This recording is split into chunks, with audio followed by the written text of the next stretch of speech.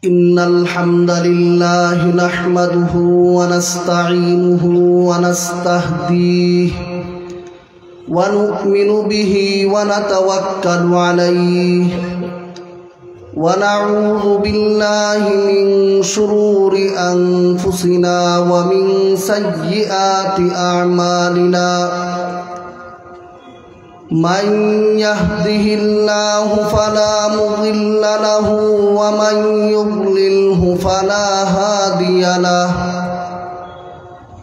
ونشهد أن لا إله إلا الله وحده لا شريك له لا ضد له ولا ند له ولا مثل له ولا مثيل له ثم نشهد أن سيدنا وسندنا ورسولنا وأسوتنا وقدوتنا ونبينا وأولانا ومولانا محمدا عبده ورسوله أرسله الله تبارك وتعالى بالحق بشيرا ونذيرا وداعيا إلى الله بإذنه وسراجا منيرا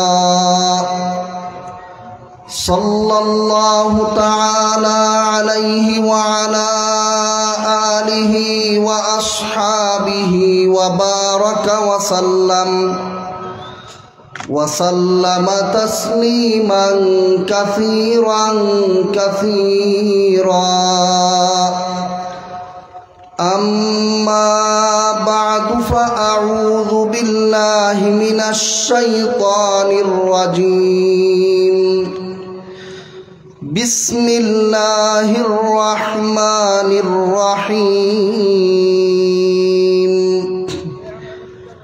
إذا زلزلت الأرض زلزالها وأخرجت الأرض أثقالها وقال الإنسان ما لها يومئذ تحدث أخبارها بأن ربك أوحى لها يومئذ يصدر الناس أشتاتا ليروا أعمالهم فمن يعمل مثقال ذرة خيرا يره ومن يعمل مثقال ذرة شرا يره.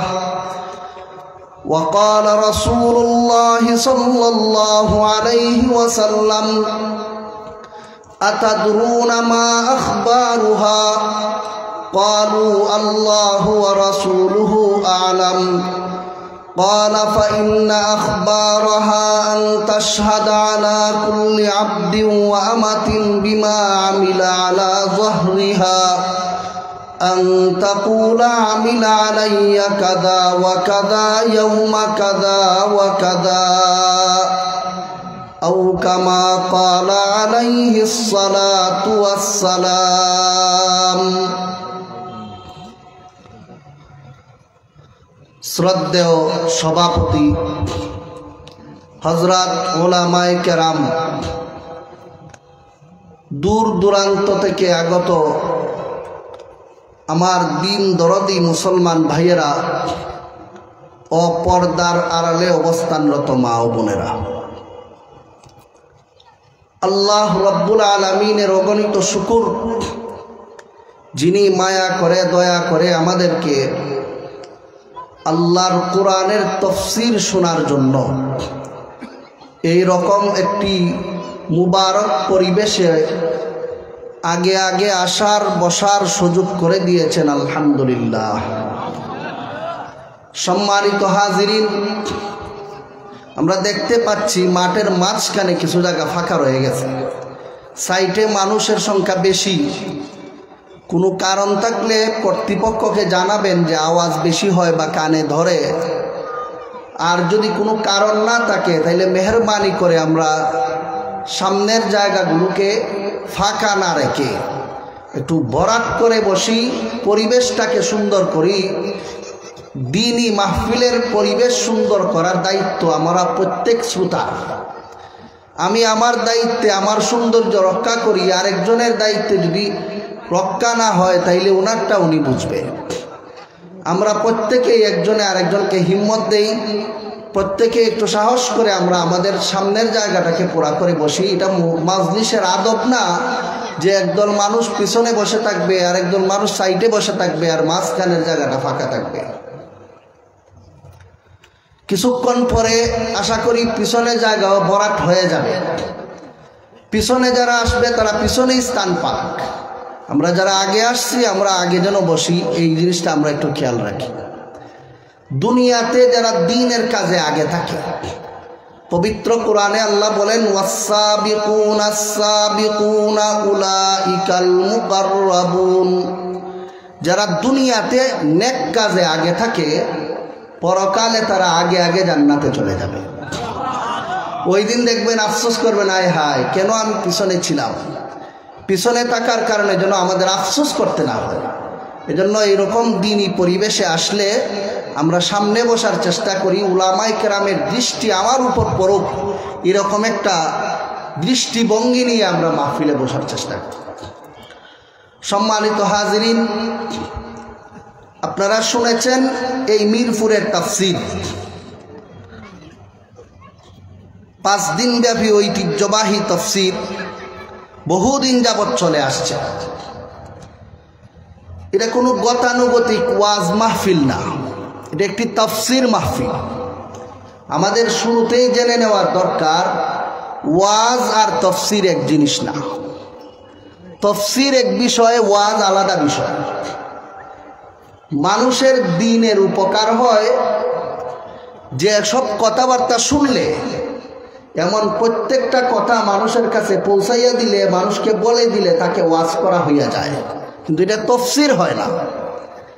তাফসীর হইল পবিত্র কোরআনের সুনির্দিষ্ট কোনো আয়াত অথবা কোনো সূরা অথবা কোনো বিষয়বস্তুকে মানুষের সামনে এমনভাবে পরিষ্কার করে বলা যে এই বিষয়টা যিনি বলেছেন ওনার কাছে আর যাদেরকে বলেছেন ওনাদের কাছে আর কোনো অস্পষ্টতা রাখে না, সব কিছু সাফ হইয়া যায়। এইভাবে সাফ সাফ করে কোরআনের কোনো আয়াত, সূরা অথবা কোনো বিষয়বস্তুকে মানুষের সামনে বলাকে কোরআনের তাফসীর বলা হইয়া থাকে। কাজে আমি যদি আজকে এখান থেকে এক কথা সেখান থেকে এক কথা বলি, আর যাই কিছু হোক, এটা তাফসীরুল কোরআন হবে না। আর যেহেতু আজকের এই মাহফিল তাফসীরুল কোরআন নামে আয়োজিত, তাই আমি আপনাদের সামনে আজকে তাফসীরের মতো করেই আমার আলোচ্য বিষয়টি আপনাদের সামনে আরজ করতে চাই। প্রথম অনুরোধ থাকবে আমার যাদের 3.5 হাত বডিটা আমরা এখানে উপস্থিত করেছি, মেহেরবানি করে আমাদের মনটাকে ওইখানে হাজির রাখবো। কথার শুরু থেকে শেষ পর্যন্ত একটার সাথে আরেকটার গভীর সম্পর্ক থাকবে। আমার মন যদি এখানে উপস্থিত শুরুতে থাকে, শেষে না থাকে বা মাঝখানে না থাকে, তাহলে কথার যুগ সূত্র আমরা খুঁজে পাবো না। কোথায় থেকে কোথায় যাচ্ছেন, আমি কোন জায়গা থেকে কোন জায়গায় চলে যাচ্ছি, আপনারা নিজেরাই খুঁজে পাবেন না। এজন্য আমার অনুরোধ থাকবে আপনাদের শরীরের সাথে সাথে মনটাকেও এখানে হাজির রাখবেন, যেন আপনাদের অমনোযোগিতার কারণে তাফসীর বুঝাতে কোনো ব্যাঘাত না হয়।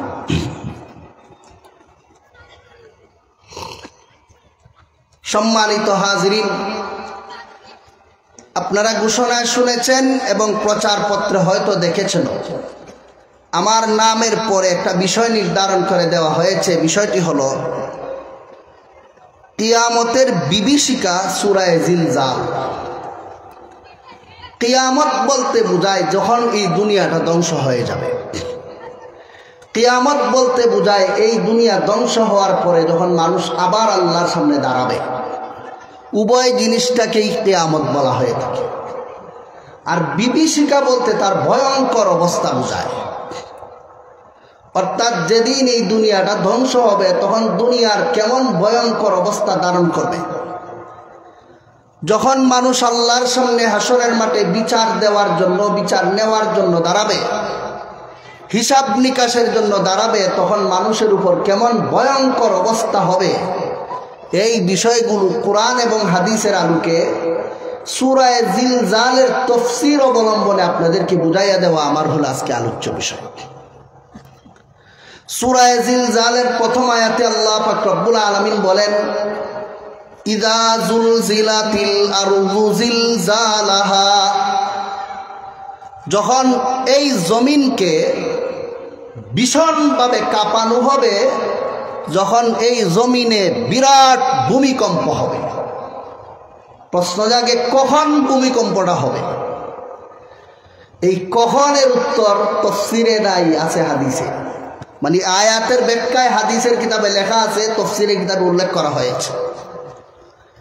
হাদিসটা হইল عن عقبة بن عامر رضي الله تعالى عنه قال قال رسول الله صلى الله عليه وسلم تتلو عليكم عند الساعة سحابة سوداء من المغرب مثل الترس فما تزال ترتفع في السماء ثم ينادي مناد فيها يا أيها الناس فيقبل الناس بعضهم على بعض هل سمعتم فمنهم من يقولون نعم ومنهم من يشك ثم ينادي الثانية يا أيها الناس فيقول الناس بعضهم لبعض هل سمعتم فيقولون نعم ثم ينادي الثالثة يا أيها الناس أتى أمر الله فلا تستعجلوه قال رسول الله صلى الله عليه وسلم والذي نفسي بيده إن الرجلين لينشران الثوب فما يطويانه أبدا وإن الرجل ليمدن حوضه فما يسقي فيه شيئا أبدا وإن الرجل ليحلب ناقته فما يشربه أبدا قال ولتقوم الساعة وقد رفع لقمته إلى فيه لا يطعمها قال ويشتغل الناس رواه أحمد أو كما قال عليه الصلاة والسلام মুসনাদে আহমদ নামক হাদিসের একটা প্রসিদ্ধ কিতাব আছে। হাদিস যারা পড়ান ওনাদের কাছে এই কিতাবটা খুবই প্রসিদ্ধ। আপনারা যারা হাদিসের কিতাব পড়েননি ওনাদের কাছে অপ্রসিদ্ধ লাগতে পারে। সেই হাদিসের কিতাবে এই সুদীর্ঘ হাদিসটা আছে। হাদিসের কিছু অংশ বিশেষ সহিহ বুখারী শরীফের শেষ দিকেও আছে। রাসূল করিম সাল্লাল্লাহু আলাইহি ওয়াসাল্লাম সূরা জিলজালের প্রথম আয়াতে যে আল্লাহ বলেছেন যখন দুনিয়াটায় ভূমিকম্প শুরু হয়ে যাবে, এই ভূমিকম্পটা কোন দিন হবে, কিভাবে হবে, তার কিঞ্চিত বিবরণ আল্লাহ রাসূল হাদিসে দিয়েছেন।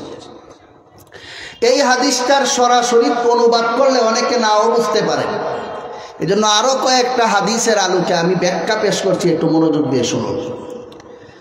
রাসূল করিম সাল্লাল্লাহু আলাইহি ওয়াসাল্লাম বলেন, আমার উম্মতের উপর এমন একটা সময় আসবে যখন এই জমিনে আল্লাহ বলার মতো কোনো লোক বাকি থাকবে না, নাই কোনো মুসলমান দুনিয়াতে থাকবে না। এমন এক দিন, সপ্তাহের জুমার দিন হবে সেদিনটা, আসর থেকে মাগরিবের মাঝখানের সময়টা ভালো রকম খেয়াল রাখুন। এমন সময় যখন পৃথিবীতে কোনো মুসলমান নাই, দিনটা হবে কিবার, কথা বলতে হবে কিবার, জুম্মাবার, শুক্রবার। এই জুম্মাবারে আসর থেকে মাগরিবের মাঝখানে একটা সময়ে হঠাৎ দেখা যাবে পশ্চিম আকাশে কালো হইয়া উঠতেছে। হাদিসে একটা শব্দ আছে তুর্স, এগুলি আপনারা আমি বোঝানো সম্ভব না, আমাদের দেশে এই যন্ত্রপাতি নাই। আপনারা বুঝুন সহজে যে পশ্চিম আকাশে একটা কালো জিনিস উঠতেছে, দুয়ার মতো কালো হইয়া উঠতে উঠতে পশ্চিম আকাশ পুরাটা কালো হয়ে যাবে। জুম্মার দিন আসর থেকে মাগরিবের মাঝখানের সময়ে পশ্চিম আকাশ নিকষ কালো হয়ে যাবে, অন্ধকার, কিছুই দেখা যায় না। মানুষ মনে করবে বৃষ্টির আগে যেভাবে সাজ আমাদের মেঘমালা দেখা দেয় এমনই কিচ্ছু, কিন্তু এটা অন্য দিনের মতো মেঘমালা না। অন্য দিনের মেঘমালা এত কালো হয় না, এই দিনে এত বেশি কালো হয়ে যাবে পশ্চিম আকাশ। পশ্চিম আকাশ এত কালো হয়েছে, এটা ওই মানুষ দেখতে পাবে যার আকাশের দিকে নজর আছে, যে লোকটা ঘরে বসে কাজে ব্যস্ত, যে লোকটা নিজের সংসারের কাজে ব্যস্ত, দোকানের কাজে ব্যস্ত। এই লোকে আসমানে কালো হইছে না সাদা হইছে এইগুলি দেখার মতো তার খেয়াল করার সুযোগ নাই। এমন সময় পশ্চিম আকাশ কালো হয়ে গেছে, এদিকে মানুষ যার যার কাজে ব্যস্ত। এমত অবস্থায় পশ্চিম আকাশ থেকে একটা আওয়াজ হবে, ইয়া আইয়ুহান নাস, হে বিশ্বের মানুষ জাতি, হে দুনিয়ার মানুষ জাতি। এই আওয়াজটা এত জোরে দেওয়া হবে পৃথিবীর প্রত্যেকটা মানুষের কানে কানে এই আওয়াজটা পৌঁছে যাবে। একদিক থেকে আওয়াজ হবে, পৃথিবীর উত্তর দক্ষিণ পূর্ব পশ্চিমের কোনো একটা জায়গা বাকি থাকবে না যেখানে পশ্চিম আকাশের ইয়া আইয়ুহান নাস, হে মানুষ জাতি ডাক্তার আওয়াজ পৌঁছবে না। এই আওয়াজ মানুষের কানে পৌঁছার পর একজন মানুষ আরেকজন মানুষকে জিজ্ঞাসা করবে, এখন একটা আওয়াজ হইল, তোমরা শুনছ? আমার পিছনের কথা বুঝে থাকলে আপনারা মেহেরবানি করে বলুন, সবাই কি আওয়াজ শোনার দান্দায় না নিজ কাজে ব্যস্ত? নিজের নিজের কাজে ব্যস্ত থাকার কারণে একজনে যখন আরেকজনের জিজ্ঞাসা করবে এখন একটা আওয়াজ শুনছ, তখন মনোযোগ আওয়াজের দিকে না থাকার কারণে অনেক মানুষে বলবে শুনলাম না তো, কেউ বলবে শুনছি, কেউ বলে সন্দেহ করবে, ও মনে হয় একটা আওয়াজের মতো লাগলো।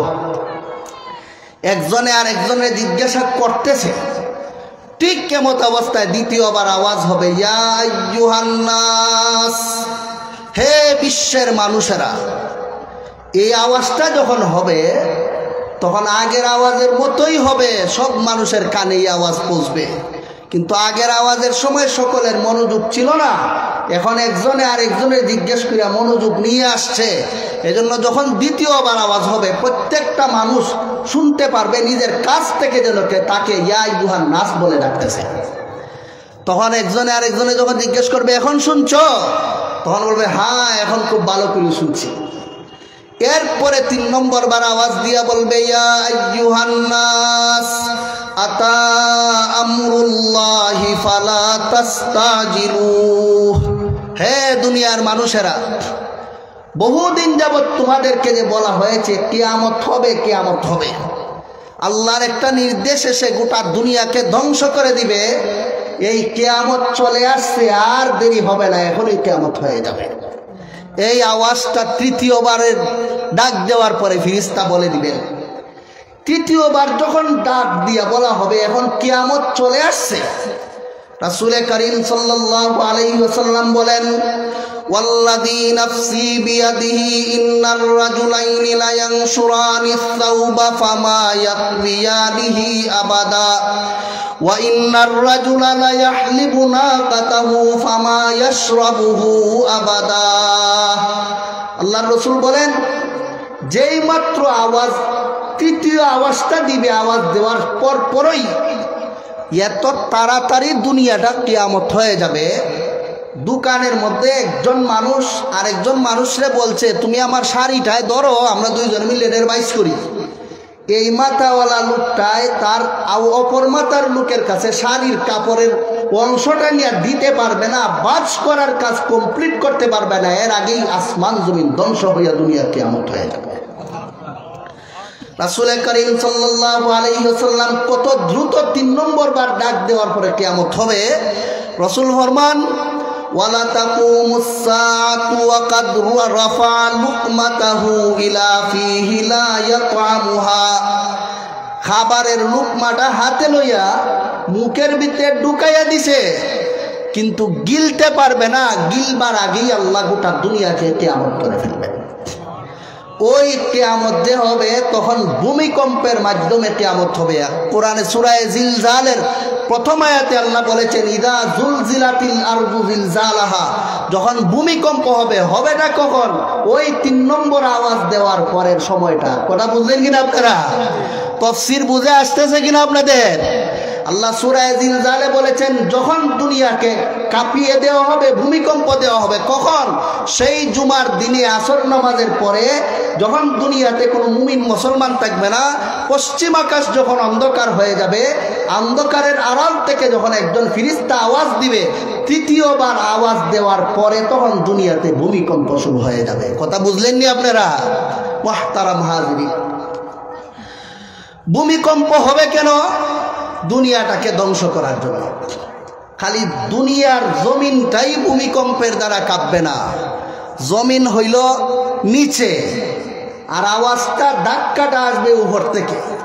ইসরাফিলের উপরের সিঙ্গার ধাক্কার ছুটে আসমানে ধাক্কা লাগার পরে জমিনে ধাক্কা লাগবে। জমিনে পরে লাগেই জমিনের যদি কাঁপা শুরু হয়ে যায়, তে আসমান কি জাগাত থাকবো না? এটাও কাঁপবো। কথা বলতে হবে তো আপনারা, জাগাত বসে থাকবে না, কাঁপবে, কম্পন হবে। কিভাবে কাঁপবে? আল্লাহ পাক রব্বুল আলামিন বলেন ইয়াউমা তামুরুস সামাউ মাউরা, আসমানে যখন ইসরাফিলের সিঙ্গার ফুৎকারের ধাক্কা লাগবে, এইভাবে আসমান কাঁপতে থাকবে। তুফানের দিনে, প্রচন্ড তুফানে যেভাবে গাছ নাড়াচাড়া করে, আসমান সেইভাবে নাড়াচাড়া করতে থাকে। নড়তে নড়তে নড়তে নড়তে নড়তে নড়তে অবস্থা এমন হবে ওয়ানশাক্কাতিস সামাউ ফাহিয়া ইয়াউমাইদিন ওয়াহিয়া, পুরাটা আসমান ফেটে টুকরা টুকরা হয়ে একবারে চামড়ার মধ্যে রক্ত লাগাইলে যেমন ভাবে লাল হইয়া যায়, আসমানের সব কিছু ধ্বংস হইয়া একবারে লাল বল্ব ধরে আসমান করে থাকবে। মুহতারাম হাজিরিন, কোরআনে আল্লাহ রব্বুল আলামিন কাদ্দিহান শব্দের দ্বারা এটা ব্যক্ত করেছে। আসমানের মধ্যে এত শক্ত ভূমিকম্প যখন হবে, আমি আপনারা জিজ্ঞেস করি, আসমানে যখন এত বড় নড়াচড়া শুরু হবে, গাছের মধ্যে কেউ শক্তভাবে নাড়াচাড়া দিলে গাছের মধ্যে যে ফল থাকে এটা টিকে থাকে না জইরা পড়ে? যেভাবে গাছের মধ্যে নাড়া লাগলে জইরা নিচে পড়া যায়, ঊর্ধ্ব জগতে যখন ধাক্কা লাগবে তখন আসমানের গ্রহ নক্ষত্রগুলি ছিঁড়ে ছিঁড়ে নিচে গুঁড়া হইয়া পড়তে থাকবে। এটাকে আল্লাহ বলেছেন ওয়া ইদাল কাওয়াকিবু তাসারাত, সব কিছু আসমানের গ্রহ নক্ষত্রগুলি গুঁড়া হইয়া নিচে পড়বে। এর একটা প্রশ্ন আপনাদের মনে জায়গা স্বাভাবিক, আসমান এর উপরে যতগুলি জিনিস আছে, সূর্য বলেন, চন্দ্র বলেন, আর নক্ষত্রগুলো বলেন, চন্দ্রের কথা বাদই দিলাম, সূর্য কি দুনিয়ার চেয়ে ছোট না বড়? আকাশের তারকাগুলি বৈজ্ঞানিক দৃষ্টিতে আমাদের এই পৃথিবীর চেয়ে ছোট না কোটি কোটি গুণ বড়? এত বড় সূর্য, এত বড় চন্দ্র নিচে পড়বে কেমনে? আমি এই কাফের তুলনায় ছোট না বড়? এখন আমি কি কাফের ভিতরে পড়তে পারি? তাইলে এই আসমান, এই সূর্য, এই নক্ষত্রের তুলনায় দুনিয়াটা তো এই কাফের চেয়ে আরো ছোট। এত বড় সূর্য এই দুনিয়ায় পড়বো কেমনে? তার পড়ার তো জায়গা হই না। এই সূর্য পড়বে কেমনে নিচে? তার তো পড়ার জায়গা হই নাই। কথা বুঝতেছেন নি আপনারা? এটা পড়বে কেমনে? আল্লাহ পাক রব্বুল আলামিন এই প্রশ্নের উত্তর দিয়া বলেন ওয়া ইদাল কাওয়াকিবু তাসারাত, আসমানের যে গ্রহ নক্ষত্রগুলো থাকবে, ইসরাফিলের সিঙ্গার ফুৎকারের ধাক্কার ছুটে এগুলি নিজের শরীর নিয়ে বিরাট আকারে থাকতে পারবে না, এগুলিও ধুলি করার মতো গুঁড়া হইয়া নিচে পড়তে থাকবে। কাজেই ছোট হইয়া গেলে তো আর এটার ভিতরে পড়তে কোনো সমস্যা নাই। কথা বুঝলেন কিনা আপনারা? রইল সূর্য কি হবে? আল্লাহ বলেন ওয়া ইদাশ শামসু কুওয়িরাত, সূর্যটাকে আল্লাহ রব্বুল আলামিন ছোট বাজ করতে করতে করতে করতে ছোট করে ফেলবে। 10 হাত লম্বা শাড়ি 22 করলে 1.5 হাত লম্বা ব্যাগের ভিতরে ঢুকে নি। এই সূর্যটাকে আল্লাহ রব্বুল আলামিন ছোট করে বাজ করে ফেলবেন, যার কারণে এই ক্ষুদ্র জমিনে পড়তে কোনো বাধা হবে না। বুঝে আসলো নাকি আপনাদের কথা? ঊর্ধ্ব আকাশে ইসরাফিলের সিঙ্গার ফুৎকারের চোটে সব কিছু ধ্বংস হয়ে যাবে।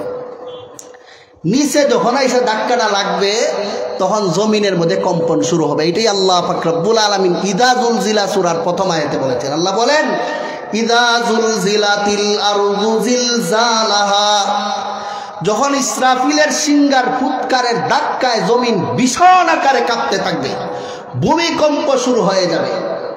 কিভাবে কাঁপবে, কিভাবে জমিনে ভূমিকম্প হবে, এটা এই আয়াতে নাই, আছে আরেক আয়াতে।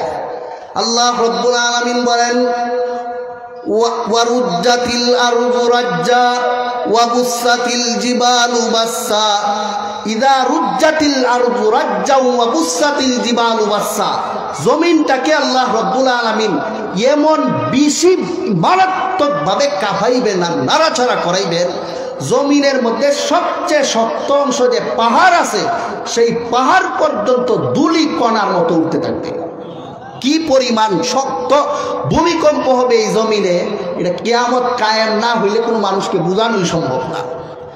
মুহতারাম হাজিরিন, শুধু যদি ধুলি কণার মতো উড়ে যাইতো তাই শেষ ছিল, কিন্তু তাই না।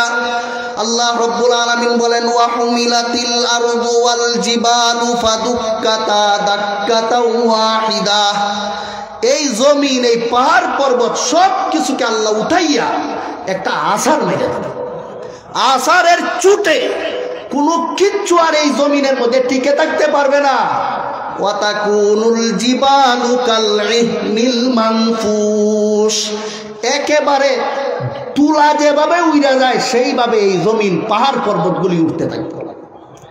সব কিছু শেষ। আসমানে ইসরাফিলের সিঙ্গার ফুৎকারে কিছু রইছে না কইরা গেছে? সব শেষ। জমিনে যখন এই ফুৎকারের ধাক্কা লাগলো, জমিন উইরিয়া ফুইরা একবারে সব তছনছ। এখন এই আসমানও তার অবস্থায় নাই, জমিনও তার অবস্থায় নাই। তখন কি হবে?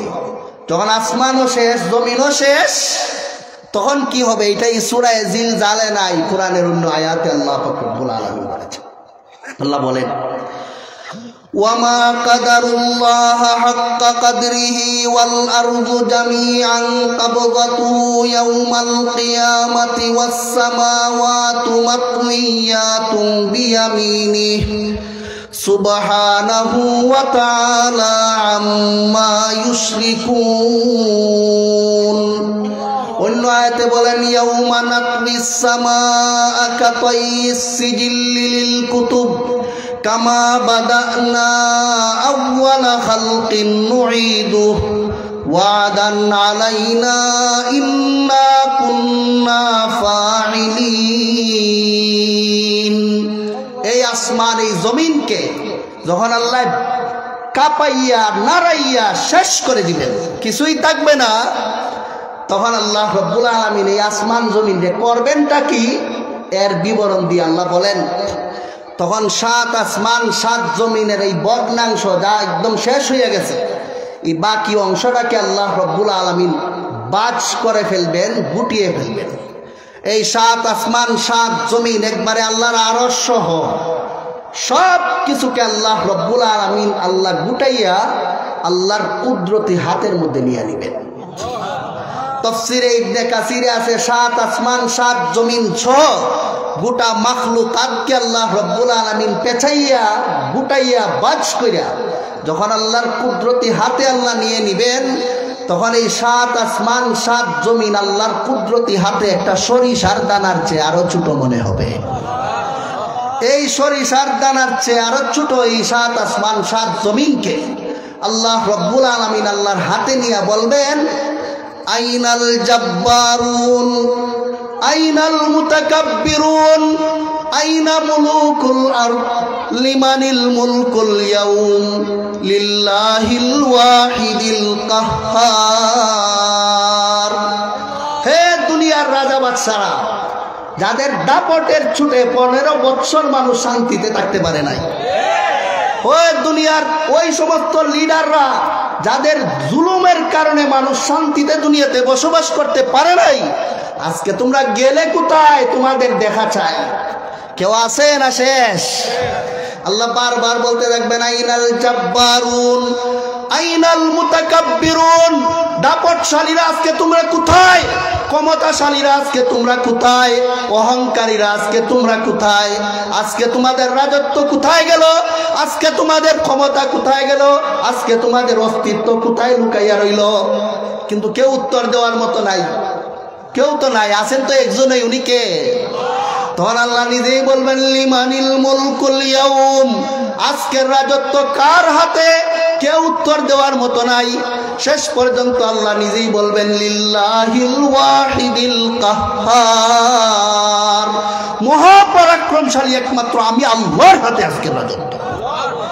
এই ঘোষণা যখন আল্লাহ দিয়া দিবেন, বুঝাইয়া দিবেন ক্ষমতা কারো হাতে চিরস্থায়ী থাকে না, তাকে একজনের হাতে। উনি কে?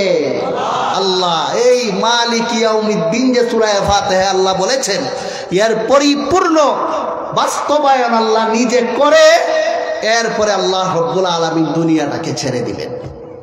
7 আসমান 7 জমিন ধ্বংস করিয়া নিজের হাতে নিয়া সমস্ত অহংকারী রাজা বাদশাদেরকে ডাকিয়া জবাব না পাইয়া শেষ পর্যন্ত আল্লাহ রব্বুল আলামিন নিজেই জবাব দিয়া দিলেন, আমি হইলাম সমস্ত রাজাদের রাজা, সমস্ত বাদশাহের বাদশাহ। আমার রাজত্বই টিক্কা থাকে, আর কারো অস্তিত্ব টিক্কা থাকে না। এটা আল্লাহ প্রমাণ করার পর আবার সেই দুনিয়াকে সৃষ্টি করবেন। কথাগুলো ভালো রকম খেয়াল করবেন। এটা তফসির মাহফিল, তফসিরের মানেই কোনো অস্পষ্টতা থাকতে পারবে না, ক্লিয়ার করে মানুষকে বুঝাই দিতে হবে। আল্লাহ আসমান জমিন সব কিছু ধ্বংস করার পর আল্লাহর ক্ষমতার বহিঃপ্রকাশ ঘটাইয়া আবার এই দুনিয়াটারে সৃষ্টি করবেন। সূরা জিলজালের তফসির বুঝতে হলে আমি আগেই বলেছি, মনটাকে হাজির রাখতে হবে আমাদের। 7 আসমান যেভাবে আগে ছিল সেইভাবে আল্লাহ আবার সৃষ্টি করবেন, জমিনকে আবার সৃষ্টি করবেন। কিন্তু তৎকালীন সময়ের জমিন আর বর্তমান জমিন একরকম হবে না। আল্লাহ বলেন লা তারা ফিহা ইওয়াজাও ওয়ালা আমতা, দুনিয়াটাকে ধ্বংস করার পরে আবার যখন আমি আল্লাহ রব্বুল আলামিন এই জমিনকে সৃষ্টি করব, তখন এই জমিন আর দুনিয়ার যখন ছিল আগের দুনিয়া, সেই জমিন এক হবে না। এখনকার জমিনে খাল আছে, বিল আছে, এখনকার জমিনে টিলা আছে, পাহাড় আছে, নদী আছে, নালা আছে, পুকুর আছে, ঘর আছে, বাড়ি আছে, রাস্তা আছে, আসেনি? কিন্তু সেইবার যখন আল্লাহ আবার দুনিয়াটাকে সৃষ্টি করবেন, তখন সেই জমিনে থাকবে না কোনো খাল, থাকবে না কোনো বিল, থাকবে না কোনো ঘর, থাকবে না কোনো বাড়ি, থাকবে না কোনো পাহাড়, থাকবে না কোনো পর্বত, থাকবে না কোনো টিলা। পুরাটা জমিন রুটির মতো সমান থাকবে। এই জমিনটা আল্লাহ আবার সমান করে সৃষ্টি করবেন। সৃষ্টি করার পরে কি করবেন, এটা কোরআনে নাই, আছে হাদিসে। হাদিস শরীফে আছে, আন নবী হুরায়রা রাদিয়াল্লাহু তাআলা আনহু ক্বালা ক্বালা রাসূলুল্লাহ সাল্লাল্লাহু আলাইহি ওয়াসাল্লাম মা বাইনান নাফখাতাইনি 40 ক্বালু ইয়া আবা হুরায়রা 40 ইয়াওমান ক্বালা বাইতু قالوا يا أبا هريرة 40 شهرا قال بيت قالوا يا أبا هريرة 40 سنة قال بيت ثم ينزل الله من السماء ماء فينبتون منه كما ينبت البقل وليس من الإنسان شيء لا يبلى إلا عظما واحدا وهو عجب الذنب ومنه يركب الخلق يوم القيامة রাওয়াহুল বুখারী ওয়া মুসলিম আও কামা ক্বালা আলাইহিস সালাতু ওয়াস সালাম। দুনিয়াতে সৃষ্টি করার পর আবার সৃষ্টি করার পর হবেটা কি, এটা আল্লাহ রাসূল বলে দিয়েছেন। আল্লাহ রাসূল বলেন কমপক্ষে 40 দিন, ঊর্ধ্বে আরো বেশি হইতে পারে। কমপক্ষে 40 দিন আল্লাহ রব্বুল আলামিন দুনিয়াটাকে আবার সৃষ্টি করার পরে আসমান থেকে বৃষ্টি নাজিল করবেন। এই যে বৃষ্টি, এই বৃষ্টির বিবরণে মুসনাদে আহমদ নামক হাদিসের কিতাবে আছে, আল্লাহ রাসূল বলেন কান্নাহু তাল্লু, ওই সময়ের যে বৃষ্টিটা হবে এটা মুষলধারে বৃষ্টি নয়, কুয়াশার মতো ছোট ছোট গুড়া বৃষ্টি পড়তে থাকবে। গুড়া বৃষ্টিই হোক, কুয়াশাই হোক, যদি লাগাতার 40 দিন এক জায়গায় পড়ে, এই জায়গাটা শুকনা থাকবো না ভিজা? এই ভিজা। আমাদের দেশে বহুদিন পর্যন্ত বৃষ্টি না হইলে যে জমিনটা ফাইটা যায়, যে জমিনে গাছপালা ছিল এখন এটা বিরান হইয়া যায়। এই জমিনেই যখন আবার মুষলধারে কয়েকদিন বৃষ্টি হয় বা লাগাতার অল্প অল্প গুড়া বৃষ্টি এলাকায় হয়, কিছুদিন পরে এই বিরান ভূমিটা কি বিরান থাকে না ঘাস গজায়? ঘাস গজায়। আল্লাহর রসুল ফরমান, ওই দুনিয়াকে আবার সৃষ্টি করার পরে যখন আল্লাহ 40 দিন পর্যন্ত লাগাতার বৃষ্টি দিবেন, এই বৃষ্টির মধ্যে আল্লাহ তাআলা একটা প্রভাব দেয়া দিবেন।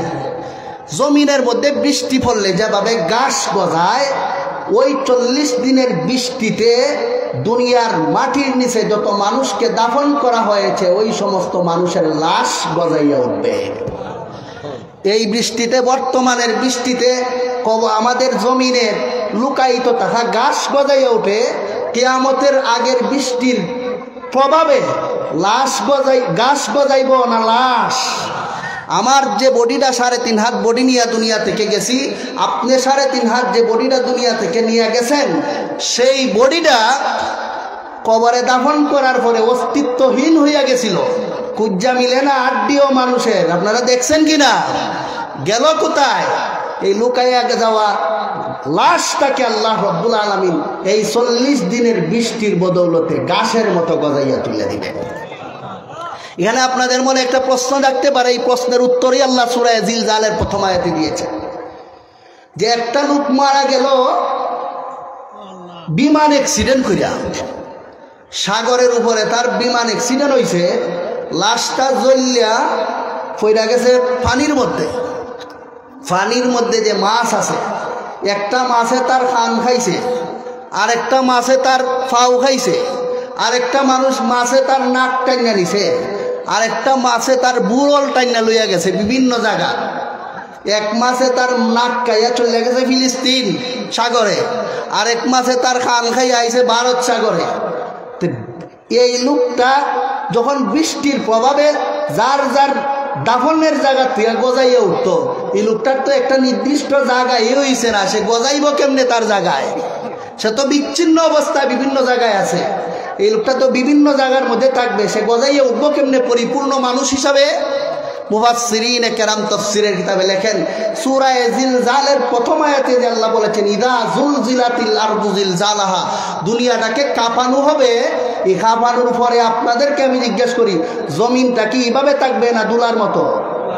দুলার মতো উইরিয়া যে সময় জমিনটা উঠবে, তখন আল্লাহ রব্বুল আলামিনে এই দুলার সাথে যার খান যেদিকে গেছে, যার পেট যেদিকে গেছে, যার মাথা যেদিকে গেছে, আল্লাহ কুদরতিভাবে বাতাসের মাধ্যমে ওই জিলজালের প্রথম আয়াতের কথায় ভূমিকম্পের ছুটে কাঁপতে কাঁপতে জমিন যখন দুলার মতো উঠবে, এই দুলার সাথে মিশাই আল্লাহ রব্বুল আলামিন তার ছিটে যাওয়া নাক, ছিটে যাওয়া কান, ছিটে যাওয়া পেটের ভিতরের বুড়ি সব কিছুকে আল্লাহ রব্বুল আলামিন একটা নির্দিষ্ট জায়গায় এনে জমা করে দিয়ে দিবেন।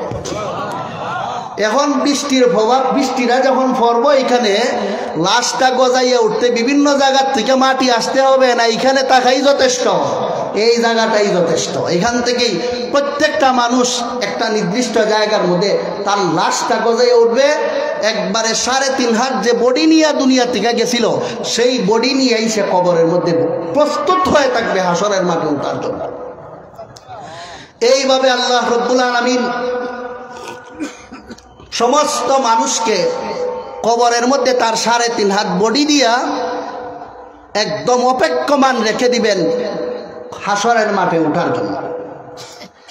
এরপরে আল্লাহ রব্বুল আলামিন আবার ইসরাফিল ফেরেশতাকে বলবেন, এখন আবার তুমি ফু দেও। সুম্মা নুফিখা ফীহি উখরা ফাইযা হুম কিয়ামুন ইয়ানজুরুন, তখন ইসরাফিল ফেরেশতা আবার সিংহায় ফুৎকার দিবে। এই সিংহায় যখন ফুৎকার দিবে, তখন জমিনের মধ্যে আবার নড়াচড়া শুরু হয়ে যাবে। এটাই আল্লাহ বলেছেন ইযা জুলজিলাতিল আরদু জিলজালাহা, ইসরাফিলের সিংহার দ্বিতীয় ফুৎকারে আবার জমিনের মধ্যে কম্পন শুরু হয়ে যাবে। এই কম্পনের ফলে হবে কি? এই কম্পনের ফলে প্রত্যেকটা মানুষের কবর ফেটে যাবে, আর প্রত্যেকটা মানুষ কবর থেকে ফড়িংয়ের মতো উঠতে থাকবে। ইযা জুলজিলাতিল আরদু জিলজালাহার ব্যাখ্যাটা বুঝতেছেন আপনারা? আল্লাহ বললেন যে দ্বিতীয়বার ইসরাফিলের সিঙ্গার ফুৎকারে জমিনকে নাড়াইয়া ছাড়াইয়া দেওয়া হবে, ভীষণভাবে জমিন কাঁপানো হবে। ভীষণভাবে কাঁপলে হবে কি, যার যার কবরের জমিনটা ফেটে যাবে আর এই লোকটা কবর থেকে উঠতে থাকবে। বুঝলেন নি আপনারা? ভাইয়েরা আমার, মানুষ কবর থেকে উঠা শুরু হবে। কিভাবে উঠবে?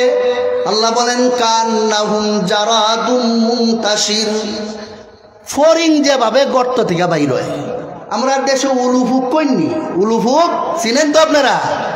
উলুফুক যেভাবে তার গর্ত থেকে একটার পর একটা বাইর হয়, ঠিক তেমনি ভাবে এই ইযা জুলজিলাতিল আরদু জিলজালাহা জমিনটাকে ইসরাফিলের সিংহায় কাঁপানোর পর মানুষ কবর ফেটে গেলে উলুফুকের মতো কবর থেকে মানুষ উঠতে থাকবে। উঠতে উঠতে উঠতে উঠতে কি পরিমাণ মানুষ উঠবে? আল্লাহ রাব্বুল আলামিন বলেন কুল ইন্নাল আউয়ালিনা ওয়াল আখিরিনা লামাজমুউনা ইলা মিকাতি ইয়াউমিন মা'লুম। শুরু থেকে নিয়ে একবারে কিয়ামত হওয়ার দিন পর্যন্ত যত মানুষ, যত জিন, যত বস্তু, যত প্রাণী আল্লাহ দুনিয়াতে পাঠাইছিলেন, সমস্ত প্রাণী হাসরের মাঠে উঠে যাবে। ফিফরা উঠব, ওয়াইদাল উহুশু হুশিরাত, ফিফিলিকা পর্যন্ত, গরু ছাগল পর্যন্ত উঠতে থাকবে। বলে এইগুলোকে কেন উঠাইবেন? এইগুলোর মধ্যেও জুলুম চলে। অনেক সময় দুর্বল একটা কুকুরে আর একটা সবল কুকুরে পাইলে হামলা করেনি। অনেক সময় শিংওয়ালা একটা গরু আর একটা দুর্বল গাইরে পাইলে ফার মাইরা দেয়। কিন্তু এই গাবিটায় দুনিয়াতে তার বিচার নিতে পারে নাই। আল্লাহ গরু বাছুরের বিচার করার জন্য হাসরের মাঠে সেইগুলিকেও জীবিত করে উঠাইবে, পরিপূর্ণ ইনসাফ কায়েম করার জন্য। হাসরের মাঠে আল্লাহ রব্বুল আলামিন যখন মানুষকে এবং সমস্ত প্রাণীকে উঠাইবেন, সব উঠতে শেষ, আর কেউ বাকি নাই। তখন কি হবে আমি একটু পরে বলি। কিন্তু যখন উঠবে তখন মানুষের অবস্থাটা কি হবে শুনো। আল্লাহ হাদিস শরীফে আছে, عن عائشة رضي الله تعالى عنها قالت قال رسول الله صلى الله عليه وسلم يحشر الناس يوم القيامة حفاة عراة غرلا قالت عائشة يا رسول الله الرجال والنساء ينظر بعضهم إلى بعض فقال رسول الله صلى الله عليه وسلم يا عائشة الأمر أشد من أن ينظر بعضهم إلى بعض رواه البخاري ومسلم والترمذي أو كما قال عليه الصلاة والسلام। আল্লাহ রসুল বলেন ইযা জুলজিলাতিল আরদু জিলজালাহা, যখন জমিন রে কাঁপাইয়া দেওয়া হবে তখন জমিন থেকে যে মানুষ বাইর হবে। কিভাবে মানুষ বাইর হবে? যখন মানুষ বাইর হবে তখন প্রত্যেকটা মানুষ তার শরীরের মধ্যে কোনো কাপড় দেখবে না, উলঙ্গ অবস্থায় দাঁড়াবে। প্রত্যেকটা মানুষ তার খতনা বিহীন অবস্থায় আল্লাহর সামনে দাঁড়াবে। প্রত্যেকটা মানুষ জুতা স্যান্ডেল বিহীন অবস্থায় আল্লাহর সামনে দাঁড়াবে। এই যে মানুষগুলি কবর থেকে উঠে আল্লাহর সামনে দাঁড়াবে, জমিনে তার ভিতরের সম্পদ তার ভিতরে রাখিয়া দিল না বাইর করে দিল?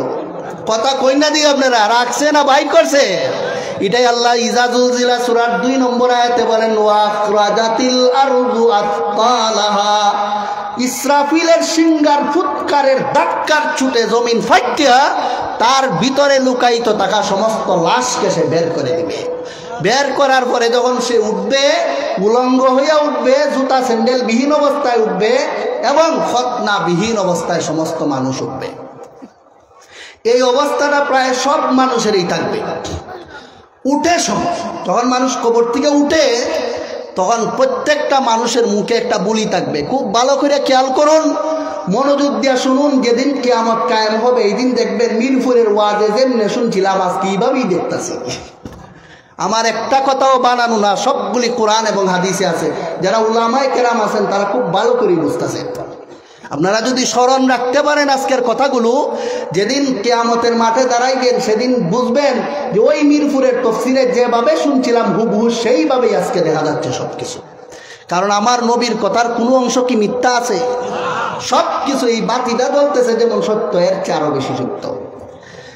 আল্লাহ রাব্বুল আলামিন সূরা জিলজালে বলে দিলেন, ওয়া আখরাজাতিল আরদু আসকালাহা, ইসরাফিলের সিঙ্গার ফুৎকারের ধাক্কার চুটে জমিন ফাইটটা তার থেকে সমস্ত লাশকে যখন হাসরের মাঠে বাইর করে দিল, আমরা যখন জীবিত হইয়া হাসরের মাঠে উঠতে থাকব তখন আমাদের শরীরের অবস্থা কি বলে দিলাম, আমাদের মুখে তখন কি বুলি থাকবে এটাও আল্লাহ পাক রব্বুল আলামিন পবিত্র কোরআনে বলেছেন। আল্লাহ বলেন, ইয়াউমা ইয়াদউকুম ফাতাস্তাজিবুনা বিহামদিহি ওয়া তাযুন্নুনা ইল্লা বিথতুম ইল্লা কালিলা। ইজা যুলজিলা সূরাতে যে আমি আল্লাহ বলেছি কবর থেকে তোমাদের লাশকে ইসরাফিলের সিঙ্গার ফুৎকারের ধাক্কার চুটে বাইর করে দিব, বাইর হইব সময় তোমাদের মুখের বুলি কি হবে শুনো হে দুনিয়ার মানুষ। আমি আল্লাহ বলতেছি, তখন প্রত্যেকটা মানুষ কবর থেকে উঠার সময় মুখ দিয়া বলতে থাকবে সুবহানাল্লাহি ওয়া বিহামদিহি, সুবহানাল্লাহি ওয়া বিহামদিহি, সুবহানাল্লাহি ওয়া বিহামদিহি। কোরআনের আয়াতে শুধু ওয়া বিহামদিহি শব্দের কথা আছে, তাফসীর এবং হাদিসে সুবহানা শব্দটাও যুক্ত আছে। কাজে স্বর্ণমর্ম দাঁড়াইলো আমরা আপনি আমি সমস্ত মানুষ কবর থেকে দাঁড়ানোর সময় মুখের বুলিটা কি হবে, সুবহানাল্লাহি ওয়া বিহামদিহি। খেয়াল রাখুন, যেদিন কিয়ামতের মাঠে উঠবেন এই দিন আমার কথা স্মরণ করেন। উঠল সমস্ত মানুষ হাসরের মাঠে সুবহানাল্লাহি ওয়া বিহামদিহি বলতে বলতে, কিন্তু এই বলিটা মানুষের মুখে বেশিক্ষণ স্থায়ী হবে না। অল্প সময় সুবহানাল্লাহি ওয়া বিহামদিহি সমস্ত মানুষের মুখে থাকবে, কিন্তু এরপরে মানুষের বুলি ভিন্ন হয়ে যাবে। যারা বেঈমান কাফের তারা বলতে থাকবে, ইয়া ওয়াইলানা মান বাআসানা মিন মারকাদিনা হাদা মা ওয়াদার রহমান ওয়া সাদাকাল মুরসালুন। বেঈমান কাফেররা যখন হাসরের মাঠে উঠবে, ওয়া আখরাজাতিল আরদু আসকালাহা, জমিন যখন তার ভিতর থেকে বেঈমান কাফেরদেরকে বের করে দিবে হাসরের মাঠে, উঠার পর পর বেঈমান কাফেররা বলতে থাকবে, হায় রে আফসোস, আজকে আমারে কবরের এই আরামের ঘুম থেকে কে জাগ্রত করলো রে। ভাইয়েরা আমার, আপনারা যারা ওয়াজ নসিহত জীবনে শুনেছেন আমি আপনাদেরকে জিজ্ঞাসা করে একটু ভেবে চিন্তে আমাকে উত্তর দিবে। বেঈমান কাফের যারা তারা কবরে কি আরামের ঘুমে থাকে না যাবে? তো বেঈমান কাফেররা কবরে নিকৃষ্টতম আযাব বুক করার পরেও তারা হাসরের মাঠে ওঠার পরে বলতে থাকবে, আমারে আরামের ঘুম থেকে কে জাগ্রত করলো রে। কেন বলবে আরামের ঘুম থেকে? মুফাসসিরিনে কেরাম তাফসীরের কিতাবে লেখেন, বেঈমান কাফেরদের সামনে হাসরের মাঠের ভয়ঙ্কর চিত্র যখন প্রকাশ পাবে তখন হাসরের মাঠের শাস্তি দেখার পরে তার কাছে মনে হবে এই হাসরের মাঠের শাস্তির তুলনায় কবরের আযাবটা তার কাছে একটা স্বাভাবিক আরামের ঘুম ছিল। চিন্তা করার মতো বিষয়, এত শাস্তি কবরে পাওয়ার পরেও হাসরের মাঠে উঠার পরে এই শাস্তি দেখার পরে পিছনের শাস্তি তার কাছে আরামের ঘুম মনে হয়। কি মনে হয়? পিছনের মতোই শাস্তি না বেশি মারাত্মক? বেশি মারাত্মক। এই জন্য হযরত আয়েশা বলছিলেন, ইয়া রাসূলুল্লাহ, হাসরের মাঠে যে মানুষ উলঙ্গ হইয়া উঠবে তখন তো একজন পুরুষ আর একজন নারীকে উলঙ্গ অবস্থায় দেখবে, বিষয়টা তো লজ্জাজনক। রাসূল ফরমান, ইয়া আয়েশা, আল আমরু আশাদ্দু মিন আইয়ানজুরা বাযুহুম ইলা বায। হাসরের কঠিন শাস্তি যখন মানুষ দেখবে আর খাল লজ্জা স্থানে কাপড় আছে আর কাপড় নাই, সেটা দেখার মতো চান্স মানুষের থাকবে না, মন মানসিকতা থাকবে না। প্রত্যেকটা মানুষ বলতে থাকবে, ইয়া রব্বি নাফসি, ইয়া রব্বি নাফসি, আল্লাহ আমার জান বাঁচাও, আমার জান বাঁচাও, আমার জান বাঁচাও। মুহতারাম হাজরিন, হাসরের মাঠে মানুষ উঠলো উলঙ্গ হইয়া, উঠলো খতনাবিহীন হইয়া, উঠলো জুতা স্যান্ডেল বিহীন হইয়া। উঠার পরে সবার মুখে সুবহানাল্লাহি ওয়া বিহামদিহি না বলি ভিন্ন? ভিন্ন। মুসলমানের মুখে সুবহানাল্লাহি ওয়া বিহামদিহি থাকলেও বেঈমান কাফেরদের মুখে এই বুলি আর থাকবে না, তারা শুধু আফসোসের গান গাইতে থাকবে, আফসোস করে বলতে থাকবে মাম্বাসানা মিম্মার কাদিনা, কবরের এই আরামের ঘুম থেকে আমাদেরকে কে জাগ্রত করলো। তখন আল্লাহর পক্ষ থেকে বলা হবে হাদা মা ওয়াদার রহমান ওয়া সাদাকাল মুরসালুন। সূরা জিলজালে যে আল্লাহ বলেছিলেন ইদা জুলজিলাতিল আরদু জিলজালাহা ওয়া আখরাজাতিল আরদু আথকালাহা, একদিন এমন একটা সময় আসবে মানুষ তার কবরের ভিতরে ঢুকে লুকিয়ে থাকতে পারবে না, জমিনের কম্পনের ছুটে হাসরের মাঠে হাজিরা দিতে হবে। সেই কিয়ামতের ময়দান আজকে তোমার সামনে হাজির হইয়া গেল। এইবার বুঝা লাইছে আমার ডাক আইছে, আমি হাসরের মাঠে উপস্থিত হইয়া গেছি। এইভাবে মানুষ হাসরের মাঠে উঠতে সবাই উপস্থিত হবে। ভাইয়েরা আমার, কবর থেকে উঠার পরে হাসরের মাঠে মানুষ উপস্থিত হইল, হওয়ার পরে মানুষ আরো তিনটা ভাগে ভাগ হয়ে যাবে। আমার কথা আপনারা বুঝতেছেননি?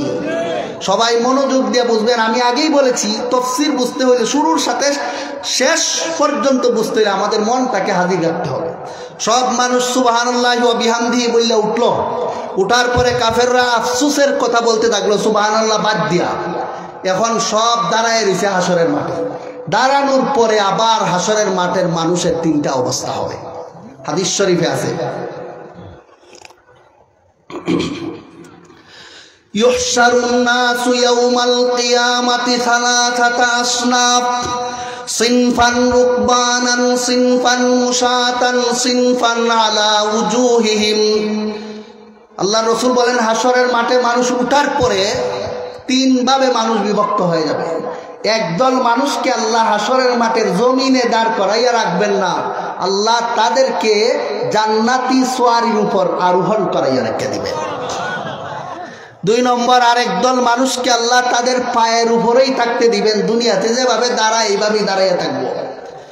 আরেক দল মানুষ হাসরের মাঠে উঠার পরে তাদের পা থাকবে উপরের দিকে আর মাথা চলে যাবে নিচের দিকে। এইভাবে উল্টা হইয়া হাসরের মাঠে দাঁড়াইয়া থাকবে। প্রথম পর্যায়ের মানুষ কারা, দ্বিতীয় শ্রেণীর মানুষ কারা, তৃতীয় শ্রেণীর মানুষ কারা, সাফ সাফ করে আমাদের আজকে বুঝে নেওয়া দরকার, যেহেতু এটা তাফসীরুল কোরআন মাহফিল। কোরআনে আল্লাহ বলেছেন ওয়া আখরাজাতিল আরদু আথকালাহা, জমিন তার লাশকে হাসরের মাঠে বাইর করে দিব। বাইর করে দেওয়ার পরে লাশের কি অবস্থা এটা না জানা থাকলে কথাটা স্পষ্ট হইল না অস্পষ্ট? অস্পষ্ট থাকলো। এই জন্য সাফ করে বুঝতে হবে বাইর করে দেওয়ার পরে কি হইল তা। আল্লাহ রাসূল বলেন তিন ভাগে ভাগ হবে। একদল সোয়ারির উপর উঠে থাকবে, জান্নাত থেকে ফেরেশতারা সোয়ারি এনে এদেরকে মিছিল দিতে দিতে সামনের দিকে নিয়ে যাবেন। এরা হলো দুনিয়ার নবী রাসূল ওলি আউলিয়া আল্লাহর খাঁটি বান্দা যারা তারা। দুই নম্বর, যে সমস্ত মানুষের মাথা স্বাভাবিক থাকবে, একদম মাথা উপর দিকে ফাওজ নিচের দিকে, মানে যেভাবে আমরা হাঁটি এভাবেই থাকবে, তারা হলো দুনিয়ার ইমান যাদের আছে মুমিন মুসলমান তারা। তিন নম্বর, যে সমস্ত মানুষের মাথা থাকবে নিচের দিকে, পা থাকবে উপরের দিকে, তারা কারা? মুহাদ্দিসিনে কেরাম হাদিসের ব্যাখ্যায় লেখেন দুনিয়াতে যারা বেঈমান কাফের নাস্তিক মুরতাদ ছিল ওই সমস্ত বেদিন কাফেরদেরকে আল্লাহ পা দুইটা উপরের দিকে দিয়া মাথা নিচের দিকে দিয়া উল্টাইয়া হাসরের মাঠে উঠাইয়া দিবে। ভাইয়েরা আমার, আমি আপনারা জিজ্ঞেস করি, যে লোকটার পাও নিচের দিকে আছে তো চলতে পারবো, যে লোকে সোয়ারির উপরে আছে তো আরো আরামে চলবো, কিন্তু যার পা উপরের দিকে মাথা নিচের দিকে, চলবার যন্ত্রটা তার সঠিক জায়গায় আছে না নষ্ট হয়ে গেছে, অচল হয়ে গেছে, এখন তো আর চলার জায়গা তো তার কাছে নাই, এটা তো উল্টা। শনি লোকটা চলবো কেমনে, হাঁটবো কেমনে, নড়াচড়া করবো কেমনে? প্রশ্ন জাগে না আপনাদের মনে? হাসরের মাঠে লোকটা হাঁটতে হাঁটতে যাইবো কেমনে সামনের দিকে? মুফাসসিরিনে কেরাম তাফসীরের কিতাবে এই প্রশ্নের উত্তরে লিখেছেন, আপনাদের মনে যেভাবে এই প্রশ্নটা যাচ্ছে যে লোকের মাথা নিচের দিকে পা উপরের দিকে, লোকটা হাঁটবে কেমনে, এই প্রশ্নটা আল্লাহর রাসূলকে তার সাহাবায়ে কেরাম করেছিলেন। সাহাবায়ে কেরাম বললেন, ইয়া রাসূলুল্লাহ ইন্নার রাজুলা ইয়ামশি আলা রিজলাইনি ফাকাইফা ইয়ামশি আলা ওয়াজহি। ইয়া রাসূলুল্লাহ, যে লোকটার পা দুইটা উপরের দিকে দিয়া দেওয়া হইল, মাথা নিচের দিকে দিয়ে দেওয়া হইল, এই লোকটা হাসরের মাঠে চলবে কিভাবে ইয়া রাসূলুল্লাহ? জবাবে আল্লাহর রাসূল বললেন, ইন্নাল্লাযী আমশাহুম আলার রিজলাইনি কাদিরুন আলা আইয়ুমশিয়াহুম আলা ওয়ুজুহিহিম। যে আল্লাহ দুনিয়াতে মানুষের পায়ের উপর শক্তি দিয়েছিলেন হাঁটার, সেই আল্লাহ শক্তি দিয়া দিবেন হাসরের মাঠে তার চেহারার উপর, যেন সে চেহারার উপর ভর করে সামনের দিকে দেখে থাকে। কিন্তু অবস্থাটা স্বাভাবিক না অস্বাভাবিক? আরামদায়ক না কষ্টদায়ক? কষ্টদায়ক হওয়ার কারণে বেঈমান কাফেররা নড়াচড়া করতে চাইবে না, সামনের দিকে যাইতে চাইবে না। কিন্তু আল্লাহর রাসূল ফরমান, ওয়া তুজাররুনা আলা উজুহিকুম, যখন চাইবো যাইতো না, দাঁড়ায় থাকতো, টাইন্না সাসরাইয়া ফেরেশতারা সামনের দিকে নিয়ে যাইতেন। এইভাবে পুরো হাসরের মাঠের মানুষ উঠিয়া কয় ভাগে ভাগ হইল? 3 ভাগে। একদল সোয়ারির উপর, আরেক দল পায়ের উপর, আরেক দল মাথার উপর। বুঝলেন কিনা আপনারা? এটা হলো ওয়াখরাজাতিল আরদু আসকালাহা, যখন লাশ রে বাহির করে দিবে জমিনে, বাহির করার পরের অবস্থা। এতটুকুই শেষ না, আরো আছে। মুফাসসিরিনে কেরাম তাফসীরের কিতাবে লেখেন, মানুষকে যখন হাসরের মাঠে তার জমিন বাহির করে দেয়া দিবে, জমিন খালি, তখন হাসরের মাঠের মানুষ 3 দলে বিভক্ত হওয়ার পরে আরো প্রায় 25 দলে বিভক্ত হবে। এখন আমি 25 দলের বিবরণ হাদিস কোরআনের ব্যাখ্যা বিশ্লেষণে পড়ে আইছি। আপনার সামনে যদি আমি সব বলতে থাকি, তাইলে আর সামনের আয়াতের তাফসীর করা লাগতো না, এখানেই আজকের মতো শেষ হয়ে যাবে। এজন্য আমি সব কিছু বলবো না, মোটামুটি আমরা এলাকার মানুষের জন্য জানা জরুরি এমন কিছু অবস্থা বলতে চাই, যেন আপনারা জীবনভর কথাগুলি স্মরণ রাখতে পারেন, হাসরের মাঠের আযাব থেকে নিজেদেরকে বাঁচানোর জন্য। মানুষ হাসরের মাঠে ওঠার পর 3 শ্রেণীতে বিভক্ত হওয়ার পরে মানুষের মধ্যে আরো বিভিন্ন ধরনের অবস্থা শুরু হয়ে যাবে। এর মধ্যে একটা অবস্থা হইল, কিছু মানুষ না, বলতে গেলে বেশিরভাগ মানুষ দুনিয়াতে বেঈমান। ইসলাম ধর্মের মানুষ বেশি না কাফের বেশি? সবাই বলেন না যে আপনারা আমার কথা বুঝতেছেন না। বেঈমান কাফেরের সংখ্যা পৃথিবীতে বেশি না মুসলমানের? কাফের সংখ্যা বেশি। তাইলে যে সমস্ত মানুষ দুনিয়াতে বেঈমান কাফের আছে, আগেও বেশি ছিল, ভবিষ্যতেও বেশিই থাকবে। এক সময় হবে দুনিয়াতে খালি মুসলমান থাকবে, এরপরে কাফের আবার চলে আসবে। সব মিলাইয়া হাসরের মাঠে বেঈমান কাফেরের সংখ্যাই বেশি হবে। এই বেঈমান কাফের যারা, তাদের কি অবস্থা হবে হাসরের মাঠে? আল্লাহ পাক রব্বুল আলামিন বলেন, ওয়ামান আরাদা আন যিকরি ফাইন্না লাহু মাঈশাতান যানকা ওয়া নাহশুরুহু ইয়াওমাল কিয়ামাতি আ'মা قال رب لم حشرتني أعمى وقد كنت بصيرا قال كذلك أتتك آياتنا فنسيتها وكذلك اليوم تنسى। যে সমস্ত লোকেরা দুনিয়ায় থাকতে আল্লাহর কোরআনকে বিশ্বাস করত না, এই লোকগুলোকে আল্লাহ রব্বুল আলামিন হাসরের মাঠে 2 চক্ষু অন্ধ করে হাসরের মাঠে উঠাইয়া দিবেন। কিচ্ছু দেখবে না, সবকিছু তার সামনে অন্ধকার হইয়া থাকবে। লোকটায় বলবে, লিমা হাসারতানি আমা ওয়া কাদ কুনতু বাসীরা, হে আল্লাহ, দুনিয়ায় থাকতে তো আমার চক্ষু ছিল, অনেক কিছু দেখেছি, আজকে হাসরের মাঠে আমাকে অন্ধ বানাইয়া কেন উঠানো হইল? আল্লাহর পক্ষ থেকে বলা হবে, কাযালিকা আতাতকা আয়াতুনা ফানাসিতাহা ওয়া কাযালিকাল ইয়াওমা তুনসা ওয়া কাযালিকা নাজজি মান আসরাফা ওয়া লাম ইউমিন বিআয়াতি রাব্বি। যে সমস্ত লোকেরা তাদের সামনে আমি আল্লাহর কোরআন যাওয়ার পরেও কোরআনের কথা বিশ্বাস করলো না, এরা যেন কোরআন দেখেও দেখলো না। যারা আমার কোরআনের সাথে এইরকম অন্ধের আচরণ দেখাইছে, এদেরকে আমি আল্লাহ হাসরের মাঠে চোখের আলো দেই না, এদেরকে আমি আল্লাহ অন্ধ বানাইয়াই উঠাইয়া থাকি। ভাইয়েরা আমার, কোরআন অবিশ্বাসকারী আমাদের দেশে খালি বেঈমান কাফের তা না, খালি নাস্তিক মুরতাদ তা না, মুসলমানের ভিতরে গাপটি মাইরা বইয়া রইছে অনেক কোরআন বিশ্বাস করে না।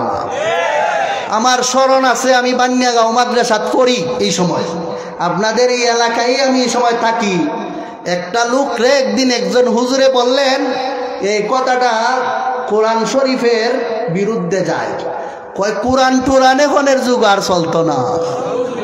এই লোকটারে আমি এখনো চিনি, আপনাদের এলাকায় আছে, এখনো জীবিত। মুহতারাম হাজরিন, বলুন এই লোকটার কি কোরআনের প্রতি পূর্ণ বিশ্বাস আছে না নাই? এই লোকটাও হাসরের মাঠে অন্ধ হইয়া উঠবে শুধুমাত্র কোরআনের প্রতি বিশ্বাস তার না করা। অনেক মানুষ আছে এমনি সব হুজুর ভক্ত, আলিম ভক্ত এবং সব কিছু ঠিক আছে, কিন্তু কোরআনের যে বিধানটা তার দলের বিরুদ্ধে যায় সেই কথা বিশ্বাস করতে চায় না। আছে এই লোকগুলিও হাসরের মাঠে অন্ধ হয়ে উঠবে। কেন? বলে তোমার চোখে খালি দল দেখতায়, কোরআন দেখতায় না। যারা দলান্ধ হয়, যারা দলের কারণে কোরআনকে ছাড়তে বাধ্য, এদেরকেও আল্লাহ রব্বুল আলামিন মুসলমানের কাতারে হাসরের মাঠে দাঁড় করাবেন না। মুহতারাম হাজরিন, আজকে মুসলমানের মধ্যে অনেকেই আছি হুজুরারে খুব ভালো পাই, যতদিন আমার নেত্রীর বিরুদ্ধে কথা না বলে, ততদিন আমি আলেমদেরকে ভালোবাসি, কোরআনকে ভালোবাসি। যতদিন কোরআনের কথা আমার দলের বিরুদ্ধে না যায়, আমার স্বার্থের বিরুদ্ধে না যায়, যখনই আমার স্বার্থের বিরুদ্ধে আলেমরা কথা বলে, তখন আলেমের গলা টিপে ধরার চেষ্টা করে। এরা মুখে ইসলামের শত্রুরা হুঁশিয়ার সাবধান, আল কোরআনের আলো, আল হাদিসের আলো, নারে তাকবীর।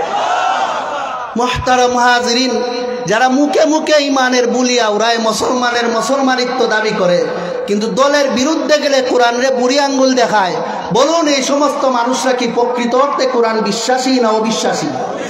এই লোকগুলি হাসরের মাঠে অন্ধ হইয়া উঠবে আর বলবে লিমা হাসারতানি আমা ওয়া কাদ কুনতু বাসীরা। হে আল্লাহ, দুনিয়ায় থাকতে তো আমার চক্ষু ছিল, আজকে আমাকে কেন অন্ধ বানাইয়া উঠানো হইল? আল্লাহর পক্ষ থেকে বলা হবে, তুমি যে দুনিয়ায় থাকতে তোমার স্বার্থে ইসলাম মানতে, স্বার্থের বিরুদ্ধে গেলে কোরআন মানতে না, কোরআনের যে সমস্ত আয়াতকে তুমি অবিশ্বাস করেছ, মানছ না, ওই সমস্ত অবিশ্বাসের সাজা হিসাবে বেঈমানদের কাতারে আজকে তোমাকে অন্ধ করে দাঁড় করানো হইল। এটা হলো হাসরের মাঠের এক দলের অবস্থা। হাসরের মাঠে তিন ভাগে ভাগ হওয়ার পরে মানুষ কি এক অবস্থায় থাকবে না বিভিন্নভাবে? এর মধ্যে একটা গেল অন্ধ।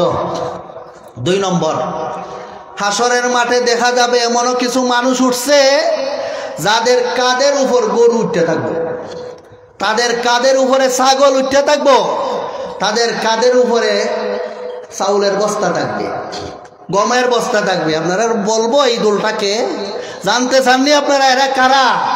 খুব ভালো করে জানা থাকা দরকার, যেন আমার খান্দ গরু না থাকে হাসরের মাঠে। আল্লাহ পাক রব্বুল আলামিন পবিত্র কোরআনে বলেন, ওয়ামান ইয়াগলুল ইয়াতি বিমা গাল্লা ইয়াউমাল কিয়ামাহ সুম্মা তুওয়াফা কুল্লু নাফসিম মা কাসাবাত ওয়া হুম লা ইউযলামুন। হাসর দুনিয়াতে যে সমস্ত লোকেরা চুরি করত, যে যে জিনিস চুরি করেছে, আল্লাহ পাক রব্বুল আলামিন হাসরের মাঠে তার চুরির জিনিস তার কাঁধের উপর উঠাইয়া দিবেন। যদি লোকটা দুনিয়া থাকতে গরু চুর হইয়া থাকে, যতগুলি গরু চুরি করেছিল সবগুলি তার কাঁধে হাসরের মাঠে আল্লাহ উঠাইয়া দিয়া দিবেন। লোকটার কাঁধের উপর গরু দুনিয়াতে যেভাবে হাম্বা হাম্বা করে চিল্লায়, হাসরের মাঠে সেইভাবে চিল্লাইতে থাকবে। মানুষ তাকাইয়াই বুঝবো উনি দুনিয়ার থাকতে গরু চুরা ছিল। তেমনি ভাবে অনেক মানুষের কাঁধে ছাগল উঠে থাকবে, বে বে করে ছাগল চিল্লাইতে থাকবে। মানুষ দেখকেই বুঝবো উনি দুনিয়ায় থাকতে ছাগল চুরি করত। অনেক মানুষের কাঁধে গমের বস্তা উঠাইয়া দেওয়া হবে, মানুষ দেখকেই বুঝবো উনি দুনিয়ার থাকতে জনগণের গম চুরি করত। কাজে বুঝা যায়েন কে কি খাইতেছেন, লুকাইয়া থাকবে না। ইয়াউমা তুবুলাস সারাইর, সব কিছু প্রকাশ হয়ে যাবে। ইয়াউমাইযিন তুরাদুনা লা তাখফা মিনকুম খাফিয়া। আল্লাহ বলেন হাসরের মাঠে যখন তোমাদেরকে আল্লাহর দরবারে হাজিরা দিতে হবে, সেই দিন কারো কোনো জিনিস গোপন থাকবে না। দুনিয়ার মানুষের সামনে তোমার চুরি ডাক্কে রাখতে পারো, জনগণের সম্পদ জামাই রাখাইছো, এই সমস্ত ডাক্কে রাখতে পারো, দুনিয়ার মানুষ থেকে বাঁচার জন্য ভারত পালিয়ে যাইতে পারো, কিন্তু হাসরের মাঠে এই সমস্ত মানুষের কোনো রক্ষা হবে না। মুহতারাম হাজির,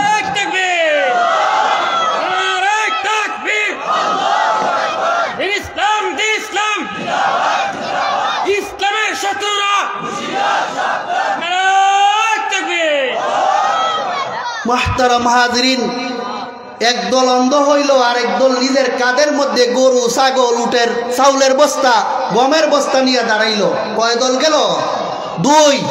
3 নম্বর শুনুন, হাসরের মাঠে দেখা যাবে এমনও কিছু মানুষ উঠছে, দুনিয়া থাকতে জিনে ধরলে, ভূতে ধরলে মানুষ যেমন ভাবে পাগল মাতাল হইয়া যায়, 4-5 জনে মিললে তারে কন্ট্রোল করে রাখে যে এরে জিনে ধরে লাইছে, খারে মারে খারে ধরে বলা যায় না। অনেক সময় মানুষের বাড়িতে এমন বুত্তা পাগল থাকে, মানুষে বললে দে এই বাড়ির ফাঁস দিয়ে যাইও না, এই বাড়ি একটা ভাগলা থাকে বুত্তা, মানুষের দৌড়াইয়া মারে, এমন হয়নি? এইরকম অশৃঙ্খল পাগল ভূতের মতো কিছু মানুষ হাসরের মাঠে উঠবে। এই লোকগুলোকে আপনারা জানতে চান? একটু মনোযোগ দিয়ে শুনুন যেন এই মাঠে কেউ না উঠে এমন।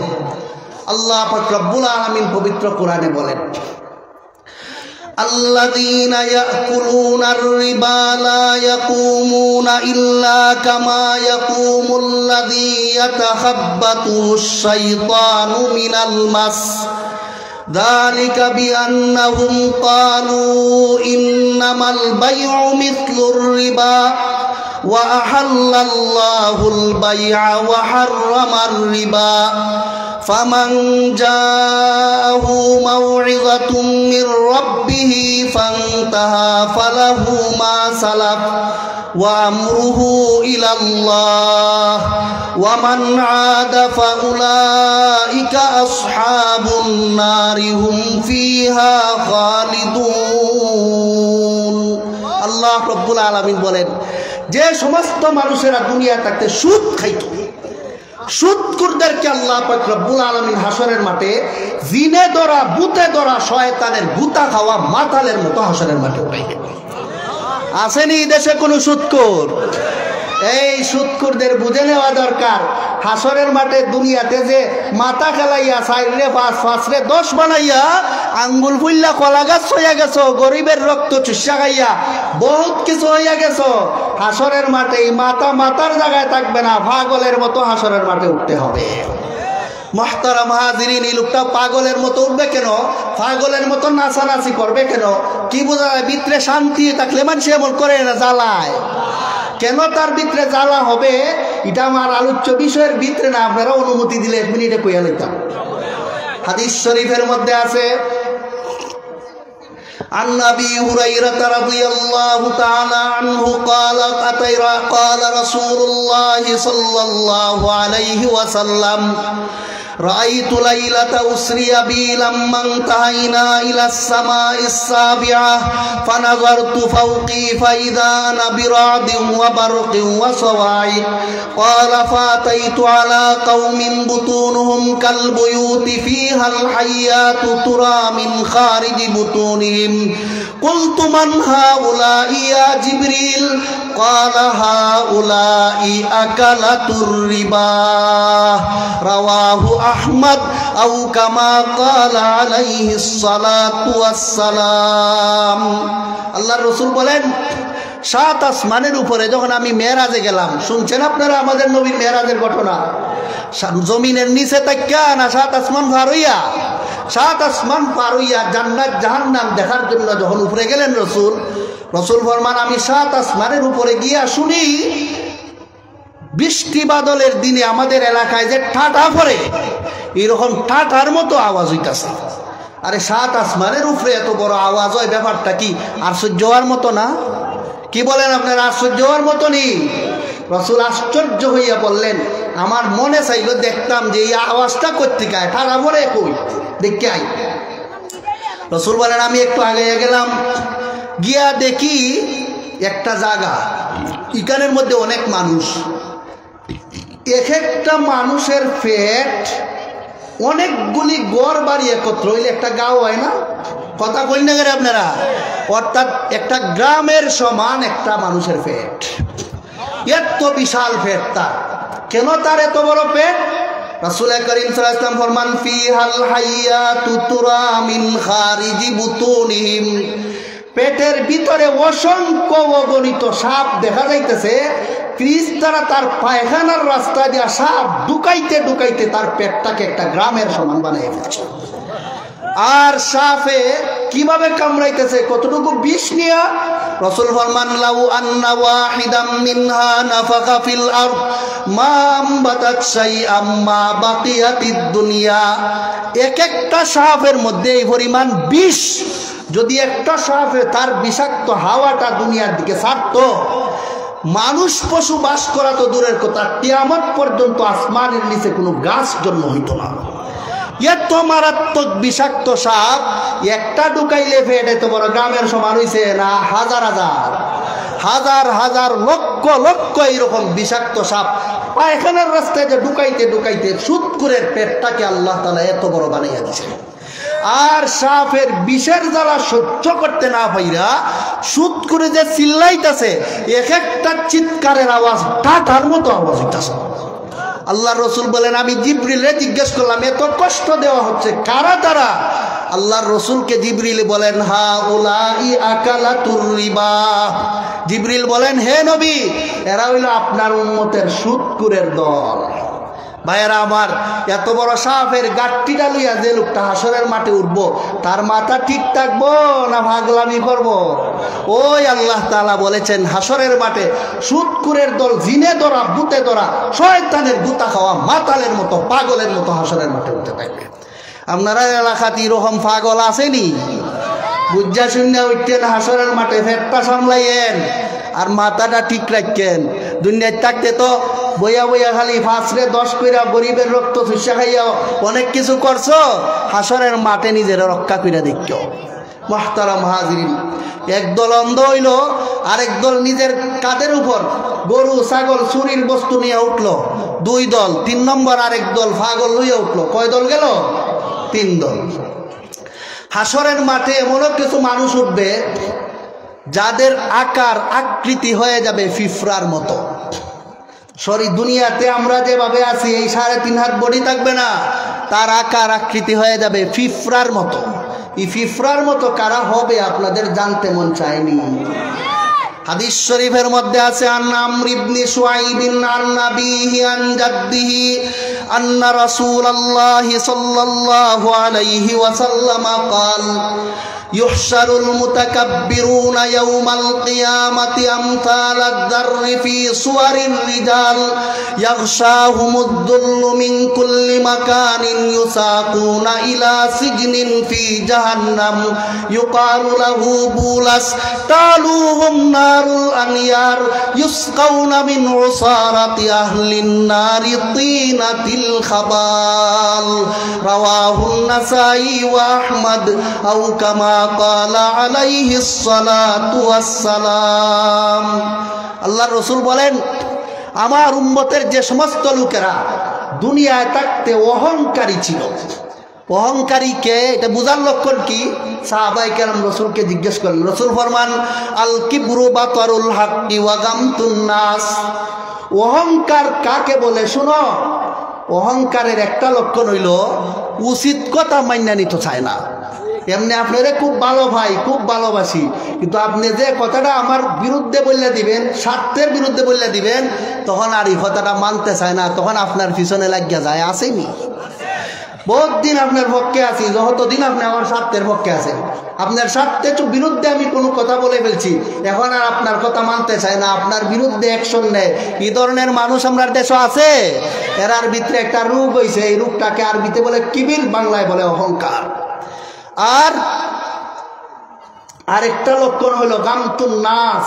তারা মানুষকে মূল্যায়ন করতে চায় না, মানুষকে মর্যাদা দিতে চায় না, আগে বাইরে কাউকে সালাম দিতে চায় না, অপেক্ষায় থাকে মানুষে তারে সালাম দিত। আসেনি? এই যে একটা স্বভাব মানুষের, হক কথা মাইনা নিতে চায় না আর মানুষকে যথাযথ মূল্যায়ন করতে চায় না, এই দুইটা জিনিস রোগ যদি কারোর মধ্যে থাকে বোঝা গেলে অহংকারের রোগে রোগী। আল্লাহর রসুল ফরমান এই ধরনের অহংকারী যারা, এই অহংকারীদেরকে আল্লাহ পাক রব্বুল আলামিন হাসরের মাঠে ফিফরার মতো বানিয়ে উঠাইবেন। ফিফরা আমরা চলতে ফিরতে অজান্তেই ভাইয়ের নিচে পড়েনি। আল্লাহ সবাই কথা কন্যা বোঝা যায় পড়ে না, পড়েনি। ফিফরা থেকে বড়টা হয়তো বইরা জায়গা, ফিফরা তো অবশ্যই পড়ে। আপনার দুনিয়াতে যেভাবে আপনার পায়ের নিচে অজান্তেই পিঁপড়া ফইরা যায়, ফইরা পিঁপড়াটা মইরা বর্তা হইয়া যায়, আল্লাহর রসুল ফরমান অহংকারীরা হাসরের মাঠে পিঁপড়ার মতো হইয়া যখন উঠবে, হাসরের মাঠের মানুষের পায়ের নিচে পড়ে তারা বর্তা হয়ে যাবে। এই বর্তা হওয়ার পর কি হবে তাদের? রসুল ফরমান জাহান্নামীরা জাহান্নামে জ্বলতে জ্বলতে জ্বলতে জ্বলতে তাদের শরীর থেকে যে রক্ত ফুস বাইর হইয়া জাহান্নামের যে গাড়া যে কুয়ার মধ্যে জমা হইতেছে, সেই কুয়ার ভিতরে উপরে নিচে আগুন দিয়া প্যাকেট করিয়া আল্লাহ রব্বুল আলামিন প্রত্যেকটা অহংকারীকে হাসরের মাঠ থেকে নিয়ে আগুনের নিচে দাফন করে ফেলবেন। মুহতারাম হাজরিন, এইটা হাসরের মাঠের কত নম্বর দলের অবস্থা? 4 নম্বর দলের অবস্থা। অর্থাৎ যে সমস্ত লোকেরা দুনিয়া থাকতে হক কথা মানতে চায় না, যারা মানুষকে মূল্যায়ন করতে চায় না, এরা হাসরের মাঠে বড় শরীর নিয়ে সম্মানের সাথে উঠবে না ফিফরার মতো হইয়া মানুষের পায়ের নিচে পড়ে বর্তা হইব? এই বর্তা হয়ে যাবে এই সমস্ত লোকের হাসরের মাঠে। আজ এখনো সময় আছে যাদের অন্তরাত্মা এই রূপটা বাসা বাঁধছে, মেহেরবানি করে আপনারা এই রূপ থেকে নিজেদেরকে সরান, না হয় হাসরের মাঠে আপনাদের অস্তিত্ব থাকবে না। খুব জরুরি হইয়া পড়ছে বর্তমান সময় একটা কথা আপনাদেরকে বলা, যদিও আমার বিষয়বস্তুর সাথে সম্পৃক্ত, খুব কম, এরপরেও বলছি শুনুন। মানুষের শরীরে যদি রোগ হয়, এই রোগের চিকিৎসা কি, রোগটার মাত্রা কি, এই সব কিছু বুঝবে ইঞ্জিনিয়ারে না ডাক্তারে? কেন? এই লোকটা এই বিষয় নিয়ে পড়াশোনা করছে। ঠিক তেমনিভাবে ধর্মের কোন কথা ধর্মের ক্ষতি করে, কোন কথা ধর্মের 12টা বাজাইয়া দেয়, কোনটা ধর্মের উপকার করে, এটা 3-4 চিল্লাই দেয়া কেউ বুঝে না, বুঝে হক্কানি আলেম যারা তারা। আজকাল একটা জমাত বাইর হইছে যাদেরকে এতাতি বলা হয়, যারা সাদিয়ানি, আসলে তারা ইহুদিদের দালাল। এই সমস্ত লোকেরা নিজেরাও জানে যে দিন ধর্মের বিষয়ে আমার মতো ইঞ্জিনিয়ার প্রফেসরে কিচ্ছু বুঝি না, এগুলি আসলে বুঝে হক্কানি আলেমরা। তারপরেও তাদের ইহুদির দালালি করার জন্য হক্কানি আলেমদেরকে মানতে চায় না। নিঃসন্দেহে এতাতি এই সমস্ত সাদিয়ানিরা অহংকারী ছাড়া আর কিছু নয়। কাজে যদি চান হাসরের মাঠে নিজের অস্তিত্ব টিকাইয়া রাখতে, হক্কানি উলামায়ে কেরামের সাথে তাবলীগ করুন, ইহুদিদের দালাল সাদিয়ানীদের সাথে তাবলীগ করে হাসরের মাঠে নিজেকে ধ্বংস করবেন না। মুহতারাম হাজরিন, 4 দলের অবস্থা গেল। আরো শুনুন কিছু, আমার সময় কম, আমি পারতাম না সব বলতাম, এরপর কিন্তু আবার দিচ্ছি আপনাদেরকে, একটু শুনুন। হাসরের মাঠে দেখা যাবে এমনও কিছু মানুষ উঠবো যারার জিব্বা হয়ে যাবে 2টা, আর দুটা জিব্বা দিয়া দাউ দাউ করে আগুন জ্বলতে থাকবে। জানতে চান আপনারা এই লোকটাকে? মনে চায় না আপনারা আর জানতে? খুব ভালো করে জানা দরকার, যেন আমার মুখের জিব্বা হাসরের মাঠে 2টা না হয়, আমার মুখে যেন আগুনের খনি না হয়ে যায় হাসরের মাঠে। একটু মনোযোগ দিয়ে শুনুন। হাদিস শরীফের মধ্যে আছে, আন আম্মার রাদিয়াল্লাহু তাআলা আনহু ক্বালা ক্বালা রাসূলুল্লাহ সাল্লাল্লাহু আলাইহি ওয়াসাল্লাম, মান কানা দা ওয়াজহাইনি ফিদ দুনিয়া কানা লাহু ইয়াউমাল কিয়ামাতি লিসানানি মিন নার। আল্লাহর রাসূল বলেন, আমার উম্মতের যে লোকটা দুনিয়ায় থাকতে হের কথা হের কাছে, হের কথা হের কাছে নিয়ে লাগাবাজি করত, চুগলি করত, এই ঘরের কথা সেই ঘরে লাগাইয়া, 2 ঘরের মধ্যে ঝগড়া লাগাইয়া তারে মাঝখান দিয়ে খুঁজা পাওয়া যায় না। এই এলাকার কথা এই এলাকার কাছে লাগাইয়া, এই এলাকার কথা এই এলাকার মানুষের কাছে লাগাইয়া মাঝখান থেকে তারে খুঁজা পাওয়া যায় না। এই ধরনের সুগলকুর বান্দর মার্কা মানুষ আমার দেশে আছে। এরা নিজের চালাক মনে করে, আসলে এরা চালাক না, এরা নিজের কপালে নিজে কুড়াল মারতেছে। এই স্বভাবটা বেশিরভাগ থাকে বিভিন্ন এলাকার নেতৃস্থানীয় মানুষের মধ্যে। দুই দলের ওই মুরব্বী সজ্জা বইয়া রইছে, ই দলের কাছে ই দলের কথা কয়, হি দলের কাছে ই দলের কথা কয়, হইয়া দুনো দলের কাছ থেকে সুবিধা আদায় করে 5টা বৈঠকের পরে অসমাধান হয় না। এই ধরনের মুরব্বী আসেনি আমরা দেশ। এরা চুগলখোর মুনাফিক মার্কা মানুষ। এই মানুষ যাদের মধ্যে এই বদ স্বভাবটা আছে, হাসরের মাঠে আল্লাহ পাক রব্বুল আলামিন এদেরকে উঠাইবেন, তখন জিব্বা বানিয়ে দিবেন দুটা জিব্বা দিয়া দাউ দাউ করে আগুন জ্বলবে। আমি আপনারা জিজ্ঞাসা করি, যে লোকটার জিব্বা দিয়ে আগুন জ্বলতেছে, জিব্বার উপরে টুকটা কি জাগাত থাকবো না গলবো? চোখ জাগাত থাকবো না গলবো? গাল জাগাত থাকবো না গল্লা নিচে পড়বো? এইভাবে চৌকে মুখে গালে জিব্বায় নিচে খসে খসে পড়তে থাকবে, আর দাঁতগুলি বাড়িয়ে যাবে হাসরের মাঠে। এমন বিশ্রী হবে, আল্লাহর রাসূল ফরমান, তাজিদুনা শাররান নাসি ইয়াউমাল কিয়ামাতি দাল ওয়াজহাইন আল্লাযী ইয়াতি হাউলাই বিওয়াজহিন ওয়া হাউলাই বিওয়াজহিন। হাসরের মাঠে সবচেয়ে বিশ্রী আকৃতি নিয়ে আমার উম্মতের যে সমস্ত লোক আসবে, এদের মধ্যে একদল হইল দুনিয়ার চুগলখোরের দল। ভাইয়েরা আমার, এটা কত নম্বর দলের অবস্থা গেল? এটা কি আরামদায়ক বিবরণ যাইতেছে না ভয়ঙ্কর? এই হইল কিয়ামতের বিভীষিকা। আপনারা যে বিষয় দিচ্ছেন আমাদেরকে, বিভীষিকা মানেই হইল হাসরের মাঠের ভয়াবহ পরিস্থিতি মানুষকে বলে দেওয়া। মুহতারাম হাজিরিন, হাসরের মাঠে মানুষ উঠার পরে এমনও কিছু মানুষ উঠবে যাদের সারা শরীরের মধ্যে সাপ লটকে যাবে হাসরের মাঠে। খেয়াল করুন একটু ভালো করে। সাপ লটকায় দেওয়া হবে তার গলার মধ্যে, মাথা থেকে পা পর্যন্ত ইচ্ছা মতো সাপে তাকে কামড়াইতে থাকবে হাসরের মাঠে। এই লোকটাকে আমরা জানা থাকা দরকার, যেন কিয়ামতের মাঠে আমার গলার মালা সাপ না হয়।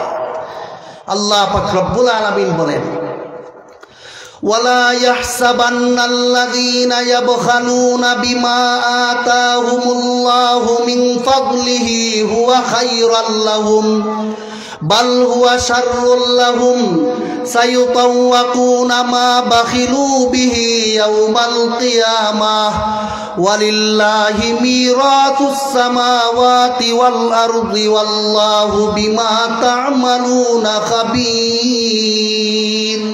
আল্লাহ পাক রব্বুল আলামিন বলেন, হাসরের মাঠে যে সমস্ত মানুষেরা দুনিয়ায় থাকতে হিসাব করে জাকাত দিত না, আসেনি মানুষ জাকাতের মাসলাই জানে না, এমন হাজারো ধনী আমরা দেশে বইয়ে রয়েছে। আর জাকাতের হিসাব করে জাকাত না দেনেওয়ালা তো 90% ধনী আমরা দেশ। যারা হিসাব করে জাকাত দেয় না, যার উপর হজ ফরজ হয়ে রয়েছে কিন্তু হজটা করে না, সম্পদ নষ্ট হয়ে যাইব এই লোভে, আল্লাহ পাক রব্বুল আলামিন হাসরের মাঠে তার সম্পদকে কয়েক ভাগ কইরা একটা ভাগকে বিষাক্ত সাপ বানাইয়া তার গলার মধ্যে লটকাই দিবেন। মাথা থেকে পা পর্যন্ত ইচ্ছা মতো সাপে তাকে দংশন করবে, আর বলতে থাকবে, আনা মালুকা আনা কানজুকা, আমি দূরের কেউ না, আমি তোমার দুনিয়ার জাকাত না দিয়া তুমি হজ না করিয়া যে সম্পদ জমাইয়া রাখছিলাই, সেই জমানো মাল আজকে তোমার জন্য কালো সাপে পরিণত হই দাও। মুহতারাম হাজিরিন, এটা হাসরের মাঠের কত নম্বর দলের অবস্থা? ভাইয়েরা আমার, এই শ্রেণীর মানুষের আরেকটা অবস্থা আছে, বলমু? আল্লাহ পাক রব্বুল আলামিন পবিত্র কোরআনে বলেন, ওয়াল্লাযীনা ইয়াকনিজুনা আয-যাহাবা ওয়াল ফিদ্দাতা ওয়া লা ইউনফিকুনাহা ফী সাবিলিল্লাহি ফাবাশশিরহুম বিআযাবিন আলীম ইয়াওমা ইউহমা আলাইহা ফী নারি জাহান্নাম ফাতুকওয়া বিহা জিবাহুহুম ওয়া জুনুবুহুম ওয়া যুহুরুহুম হাযা মা কানাজতুম লিআনফুসিকুম ফাযুকু মা কুনতুম তাকনিজুন। আল্লাহ রাব্বুল আলামিন বলেন, যে সমস্ত মানুষেরা দুনিয়ায় থাকতে হিসাব করে জাকাত দিত না, পাড়া প্রতিবেশীর অভাব দুঃখীদের কোনো খোঁজ খবর রাখতো না, খালি নিজের ব্যাংক ব্যালেন্স জমানোর চিন্তায়, নিজের বিল্ডিং বাড়ানোর চিন্তায়, নিজের ভবিষ্যৎ জমানোর চিন্তায় আছে আমরা দেশে এই ধরনের ধনী। এই সমস্ত ধনীর সম্পদের আরেকটা ভাগকে আল্লাহ পিতলের মতো বানাইয়া, লোহার মতো বানাইয়া, জাহান্নামের আগুনের ভিতরে ঢুকাইয়া গরম কইয়া কাফর যেভাবে ইস্তারি করা হয়, আল্লাহ ফিরিস্তাকে বলবেন এই উত্তপ্ত গরম লোহার দ্বারা তুমি তার শরীরটাকে আয়রন করতে থাকো, ইস্তারি করতে থাকো। এত উত্তপ্ত গরম লোহা যদি কোনো মানুষের শরীরে লাগে, চামড়া গুস্ত জায়গার থাকবো না গল্লা নিচে পড়বো? গলে গলে নিচে পড়তে থাকবে।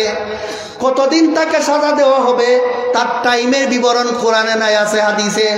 হাদিস শরীফের মধ্যে আছে আন নবী হুরায়রা রাদিয়াল্লাহু তাআলা আনহু قال قال رسول الله صلى الله عليه وسلم صفحت له صفائح من نار فأحمي عليها في نار جهنم فيقوى بها جنبه وجبينه وظهره كلما بردت أعيدت له في يوم كان مقداره 50,000 سنة حتى يقضى بين العباد فيرى سبيله إما إلى الجنة وإما إلى النار। সহিহ বুখারী শরীফের হাদিসে আছে, আল্লাহর রাসূল বলেন কৃপণ স্বভাবের মানুষের সম্পদের একটা ভাগকে যে আল্লাহ লোহার মতো বানাইয়া, পিতলের মতো বানাইয়া উত্তপ্ত গরম করে তার শরীরের মধ্যে লাগাইয়া তার শরীরটাকে বিরান করে ফেলবেন, শরীরটাকে বুনা করে ফেলবেন। এটা একদিন দুই দিন না, প্রায় দীর্ঘ 50,000 বছর পর্যন্ত। বুঝা যাও দুনিয়ায় থাকতে পাড়া প্রতিবেশীর কোনো খবর নাই, খালি নিজের ভবিষ্যতের চিন্তা আছে। বুঝা যাইব এইসব মানুষরা। ভাইয়েরা আমার আর সময় কম, আমার সামনে যাইতে হবে। এজন্য আমি এতটুকু যা বললাম আপনারা কি বুঝলেন? হাসরের মাঠে সব মানুষের একই আযাব না, এক একজনের এক এক দুরবস্থা, এক একজনের এক এক দুরবস্থা হবে হাসরের মাঠে। ও এক একজনের এক এক দুরবস্থা হওয়ার পরে হাসরের মাঠে উঠতে মানুষ বলতে থাকবে وأخرجت الأرض أثقالها وقال الإنسان ما لها। হায়রে জমিনের কি হইল আজকে আমরা রে হাসরের মাঠের এই বিপদে আইনা ফেলাই দিল। এই যে ওয়াকাল আল ইনসানু মা লাহা, হাসরের মাঠে বলতে থাকবে কি হয়েছে জমিনে আমরা রে কবর রাখলো না, আজকে হাসরের মাঠে এই বিপদে আইনা আমরা রে ফেলাইলো, জমিনের কি হইল? এই কথাটা মানুষ এই বিপদ পড়ার পরেই বলতে থাকবে। কথা বুঝলেন কিনা? আয়াতের তাফসীরটা আপনাদের বুঝে আসলো কিনা? এবার একটু সামনের আয়াতের তাফসীরটা বোঝার জন্য আমাদেরকে আরো কিছু কথা বুঝতে হবে। ভাইয়েরা আমার মনে হয় সময়ে কুলাবে না, কিন্তু যতটুকু কুলায় একটা ধারাবাহিকভাবে আপনারা আমার কথা বুঝতেছেন তো সব? তাহলে শুনেন, এই হাসরের মাঠে যখন মানুষ উঠবে, এই বিশ্রী অবস্থায় মানুষ দাঁড়াইয়া থাকবে। দাঁড়ানোর পরে যে ময়দানে দাঁড়াইয়া থাকবো, এই ময়দান তার ধীরে ধীরে অবস্থাটা কি হবে এটাও আমাদের একটু জানা থাকা দরকার। হাদিস শরীফের মধ্যে আছে আন নবী উমামাতাল বাহিলি রাদিয়াল্লাহু তাআলা আনহু قال قال رسول الله صلى الله عليه وسلم تدنو الشمس ويزاد في حرها كذا وكذا تغلي منها الهوام كما تغلي القدور يعرقون فيها على قدر خطاياهم فمنهم من يبلغ إلى كعبيه ومنهم من يبلغ إلى ساقيه ومنهم من يلجمه العرق وفي رواية ومنهم من يغطيه عرقه وأشار بيده وأمر يده فوق رأسه يمينا وشمالا رواه أحمد أو كما قال عليه الصلاة والسلام। আল্লাহর রাসূল বলেন সূরা জিলজালে যে আল্লাহ বলেছেন ইয়াউমা ইয়াসদুরুন নাসু আশতাতাল লিউরাউ আমালাহুম, মানুষ কবর থেকে উঠবে নিজের আমল দেখার জন্য। যে ময়দানে যে দিন উঠবে সেই দিনটা কেমন দিন হবে এটা এই সূরায় নাই, ইজাজুল জিলা সূরায় নাই। রাসূল হাদিসে বলেছেন, রাসূল ফরমান সেই দিনটার অবস্থা হবে এমন ওয়াতাদনুশ শামসু, যে সূর্যটাকে আমাদের মাথার লক্ষ লক্ষ মাইল উপরে, এই সূর্যটাকে আল্লাহ রব্বুল আলামিন মানুষের মাথার সামান্য উপরে ধরে দিবেন। আপনারা অনেক কিছু শুনছেন যে আদাত উপরে, আসলে আদা তো না, দেড়া তো না, দুই হাত না, এটা মানুষ হিসাবে আল্লাহ তাআলা একটা শাস্তির ব্যবস্থা করবেন। অনেক মানুষের মাথার 1 মাইল উপরে থাকলেও তার কাছে সূর্যের কোনো তাপই মনে হবে না। আবার অনেক মানুষের জন্য এত উপরে থাকা সত্ত্বেও তার মাথার 12টা বাজে যায়। অবস্থা বেদে আল্লাহ রব্বুল আলামিন এক একজনের মাথার উপরে এক এক অবস্থায় ধরাই দিবেন। স্বাভাবিকভাবে এই সূর্যটাকে আল্লাহ হাজারো কোটি গুণ তার সূর্যের তাপ বাড়াইয়া মানুষের মাথার কমপক্ষে 1 মাইল উপরে ধরে রাখবেন। কথা বুঝলেন কিনা আপনারা? কমপক্ষে 1 মাইল উপরে থাকবে এটা। এই 1 মাইল উপরে ধইরা দেওয়ার পরে যে সূর্যের বর্তমান তাপে ওই এত কোটি মাইল উপরে থাকা সত্ত্বেও আমাদের সহ্য হয় না। এখন এই সূর্যটা যখন মানুষের মাথার সামান্য উপরে হাজারো লক্ষ গুণ তাপ বাড়াইয়া আল্লাহ আইনা দিবেন, কি মনে হয় মানুষের অবস্থা স্বাভাবিক থাকবে না সাংঘাতিক মারাত্মক হয়ে যাবে? এটাই হলো কিয়ামতের বিভীষিকা, যে বিষয় আপনারা আমারে দিচ্ছেন। কি ভয়ঙ্কর অবস্থা হবে হাসরের মাঠে। রসুল ফরমান তাগলি মিনহাল হাওয়াম কামা তাগলিল কুদুরু, চুলার নিচে আগুন দিয়া ফানির ডেগের মধ্যে দিয়া ডেকটা চুলার মধ্যে বসাইয়া নিচে আগুন রে জাল তুললে জাল দিলে যেমন চুলার ফানি বল খাইতে থাকে, মানুষের মাথার মগজ হাসরের মাঠে এইভাবেই বল খাইতে থাকবে। এত গামবে মানুষ। রসুল ফরমান ওয়া মিনহুম মান ইউগাত্তিহি আরাকুহু, গামের মধ্যে মানুষ ডুবে যাবে। ভাইরা আমার, যে সূর্যের তাপ মানুষের মাথার শক্ত ছাউনিত লাগার সাথে সাথে ছাউনিটা গইল্লা নিচে পড়া গেল, এই সূর্যের তাপটা যে গামের পানির মধ্যে লাগবে, এই পানিটা খুব ঠান্ডা না সীমাহীন গরম। এই ঠান্ডা পানির মধ্যে একটা মানুষ ডুববে থাকলে শ্বাস না ফেলাইতে পারলে কি কষ্টটা হয়।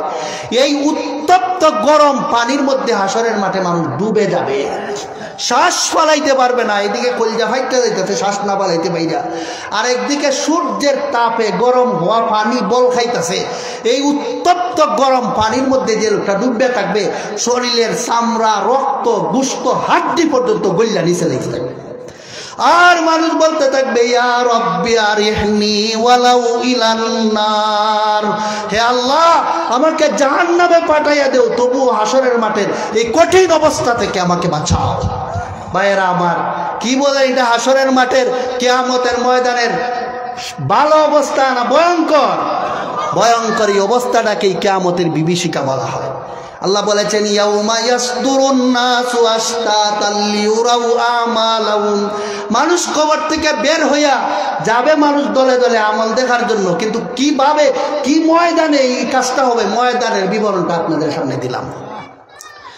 এখন মানুষ এইভাবেই দাঁড়ায় রয়েছে, হিসাব নিকাশ আর শুরু হয় না। এইভাবেই মানুষ অপেক্ষায় দাঁড়িয়ে থাকবে বহুদিন পর্যন্ত। এক পর্যায়ে মানুষের বিচার আচার শুরু হবে। হিসাব নিকাশটা কিভাবে শুরু হইব আমি বলবো, আপনারা শুনতে চান? আপনারা একটু মনোযোগ দিয়ে শুনুন, ধারাবাহিকভাবে যাচ্ছে। হাদিস শরীফের মধ্যে আছে উতিয়ান নবী সাল্লাল্লাহু আলাইহি ওয়াসাল্লাম বিলাহমিন ফারুফিয়া ইলাইহি যিরা ওয়া কানাত তুজিবুহু ফানাহাসা মিনহা নাহসাতান সুম্মা ক্বালা আনা সাইয়্যিদুন নাস ইয়াউমাল কিয়ামাহ ইয়াউমা ইয়াকুমুন নাসু লিরাব্বিল আলামিন ফায়াবলুগুন নাসু মিনাল গাম্মি ওয়াল কারবি মা লা ইউতিকুন ফায়াতুনা আদামা ফাযাকারা হাদিস الشفاعة قال فانطلق فاتي تحت العرش فاقع ساجدا لربي ثم يفتح الله علي من محامده وحسن الثناء عليه شيئا لم يفتحه على أحد قبلي فيقول الله عز وجل يا محمد ارفع رأسك وسل تعطى واشفع تشفع قال فارفع رأسي فأقول أمتي يا ربي উম্মতি উম্মতি ইয়া রাব্বি উম্মতি রাওয়াহুল বুখারী ওয়া মুসলিম আও কামা ক্বালা আলাইহিস সালাতু ওয়াস সালাম। হাসরের মাঠে বিচারের কাজটা কিভাবে শুরু হবে এই হাদিসের মধ্যে আর সংক্ষিপ্ত একটা বিবরণ দেওয়া হয়েছে। সংক্ষিপ্ত কথা হইল, মানুষ যখন হাসরের মাঠে এই ভয়ঙ্কর অবস্থায় দাঁড়িয়ে থাকবে, বিচার শুরু হয় না, তখন বিচার শুরু করার মালিক কে? মানুষ চাইবে আল্লাহর কাছে গিয়া দরখাস্ত করার জন্য যে আল্লাহ যেন বিচারের কাজ শুরু করে দেন, আর সহ্য হয় না। কিন্তু আল্লাহর সামনে দাঁড়াইয়া কথা বলার মতো সাহস মানুষের হবে না। তখন মানুষের মনে আসবে দুনিয়া থাকতে বিচারকের সামনে, জজের সামনে যদি আমার কথা বলার সাহস না থাকতো, তখন কথা বলার জন্য উকিল মারফত আমরা কথা বলতাম। বলেননি আপনারা? মামলার মধ্যে উকিল ধরেনি দেশের মানুষ, নিজে যায় না জজের সামনে, যায় উকিল দিয়া কথা কয়। তখন মানুষ ভাববে আজকে আল্লাহ বিচারক, উনার সামনে যদিও আমরা যাইতে পারি না, কিন্তু আল্লাহর আমাদের পক্ষ থেকে কোনো উকিল পাঠাইয়া দেখি না আল্লাহর সামনে কোনো কথা বলানো যায় কিনা। মানুষের ভিতরে এই কথাটা আসবে। আসার সাথে সাথে মানুষ কাকে উকিল বানানো যায় এই কথাটা ভাবতে থাকবে। ভাবনা চিন্তা মানুষ ভাববে, শেষ পর্যন্ত ঠিক করবে আল্লাহর সামনে আমাদের পক্ষে ওকালতি করে কথা বলার একমাত্র সাহস রাখেন আল্লাহর নবীরা, কারণ তাদের জিন্দগিতে কোনো ছোট গুনাহ নাই। কাজে এরার যদি বলেন তাইলে আল্লাহ এদের কথা শুনবেন। তখন মানুষ তাদের পক্ষ থেকে বিচারের কার্য শুরু করে দেওয়ার জন্য সুপারিশ করতে, আল্লাহর সাথে কথা বলতে মানুষ নবীগণের দ্বারের কাছে যাইতে থাকবে। সর্বপ্রথম মানুষ যাবে হযরত আদম আলাইহিস সালামের কাছে, গিয়া বলবে আপনি আমাদের সকলের বাবা, সমস্ত নবীগণেরও বাবা, দয়া করে আপনি যদি আল্লাহর কাছে আজকে একটু সুপারিশ করেন আমাদের বিচারের কাজটা শুরু করে দেওয়ার জন্য। হাসরের ময়দানের, কিয়ামতের ময়দানের ভয়ঙ্কর শাস্তি আমাদের আর সহ্য হচ্ছে না। তখন হযরত আদম আলাইহিস সালাম বলবেন তোমাদের সব কথা ঠিক আছে, নবীগণ নিষ্পাপ, আমার কোনো গুনাহ নাই, সবই ঠিক, আমি মানুষ জাতির বাপ, ঠিক আছে, কিন্তু আজকে আল্লাহর ইজলাসে দাঁড়াইয়া কথা বলার মতো সাহস আমি আদম নবীরও নাই। কাজেই তোমরা যাও হযরত নূহ আলাইহিস সালামের কাছে, গিয়া দেখো উনি কোনো ব্যবস্থা করতে পারেন। মানুষ হযরত নূহ আলাইহিস সালামের কাছে আসবে। নূহ আলাইহিস সালামের কাছে এসে বলবে আপনিও আল্লাহর একজন নিষ্পাপ নবী, জীবনের কোনো অপরাধ নাই, মেহেরবানি করে যদি আল্লাহর কাছে আমাদের পক্ষ থেকে একটু সুপারিশ করেন, আজকের হাসরের মাঠের বিচারের কাজটা শুরু করিয়া দেন, তাইলে আমাদের উপকার হইতো। নবী নূহ বলবেন তোমাদের সব কথা ঠিক আছে, কিন্তু আজকের এই ভয়ঙ্কর ময়দানে আল্লাহর আদালতে দাঁড়াইয়া কথা বলার মতো সাহস আমি নূহ নবীরও নাই। তারা বলবে আমরা যাব কোথায়? তিনি বলবেন ইব্রাহিম খলিলুল্লাহ নামে আরেকজন নবী আছেন, তোমরা ওনার কাছে যাও, ওনার সাথে আল্লাহর বড় খাতির ছিল, মহব্বতের সম্পর্ক ছিল, আল্লাহর খলিল ছিলেন, আশা করা যায় ওনার দ্বারা তোমাদের কোনো রাস্তা বাইর হতে পারে। মানুষ হযরত ইব্রাহিম আলাইহিস সালামের কাছে গিয়া বলবে আপনি হলেন খলিলুল্লাহ, আপনার বংশ থেকে আল্লাহ লক্ষাধিক নবী রাসূল দুনিয়াত পাঠাইছেন, দয়া করে যদি আজকে হাসরের মাঠের মানুষের বিচারের কাজটা শুরু করে দেওয়ার জন্য আল্লাহর কাছে দরখাস্ত করতেন, কতই ভালো না, ভালো ছিল আমাদের জন্য। ইব্রাহিম আলাইহিস সালাম বলবেন তোমাদের কথা ঠিক, কিন্তু আমি ইব্রাহিম নবীর জন্য আজকে হাসরের মাঠে আল্লাহর ইজলাসে দাঁড়াইয়া কথা বলার মতো সাহস হইতাছে না রে মানুষ, তোমরা আমারে ছাড়ো, তোমরা যাও হযরত মূসা আলাইহিস সালামের কাছে। কেন? মূসা আলাইহিস সালাম আল্লাহর সাথে কথা বলার একটা অভ্যাস আছে, তুর পাহাড়ে দাঁড়াইয়া উনি সরাসরি আল্লাহর সাথে কথা বলছেন। কাজেই যাও তোমরা ওনার কাছে, আশা করি সেখান থেকে কোনো সুব্যবস্থা তোমরা পাবে।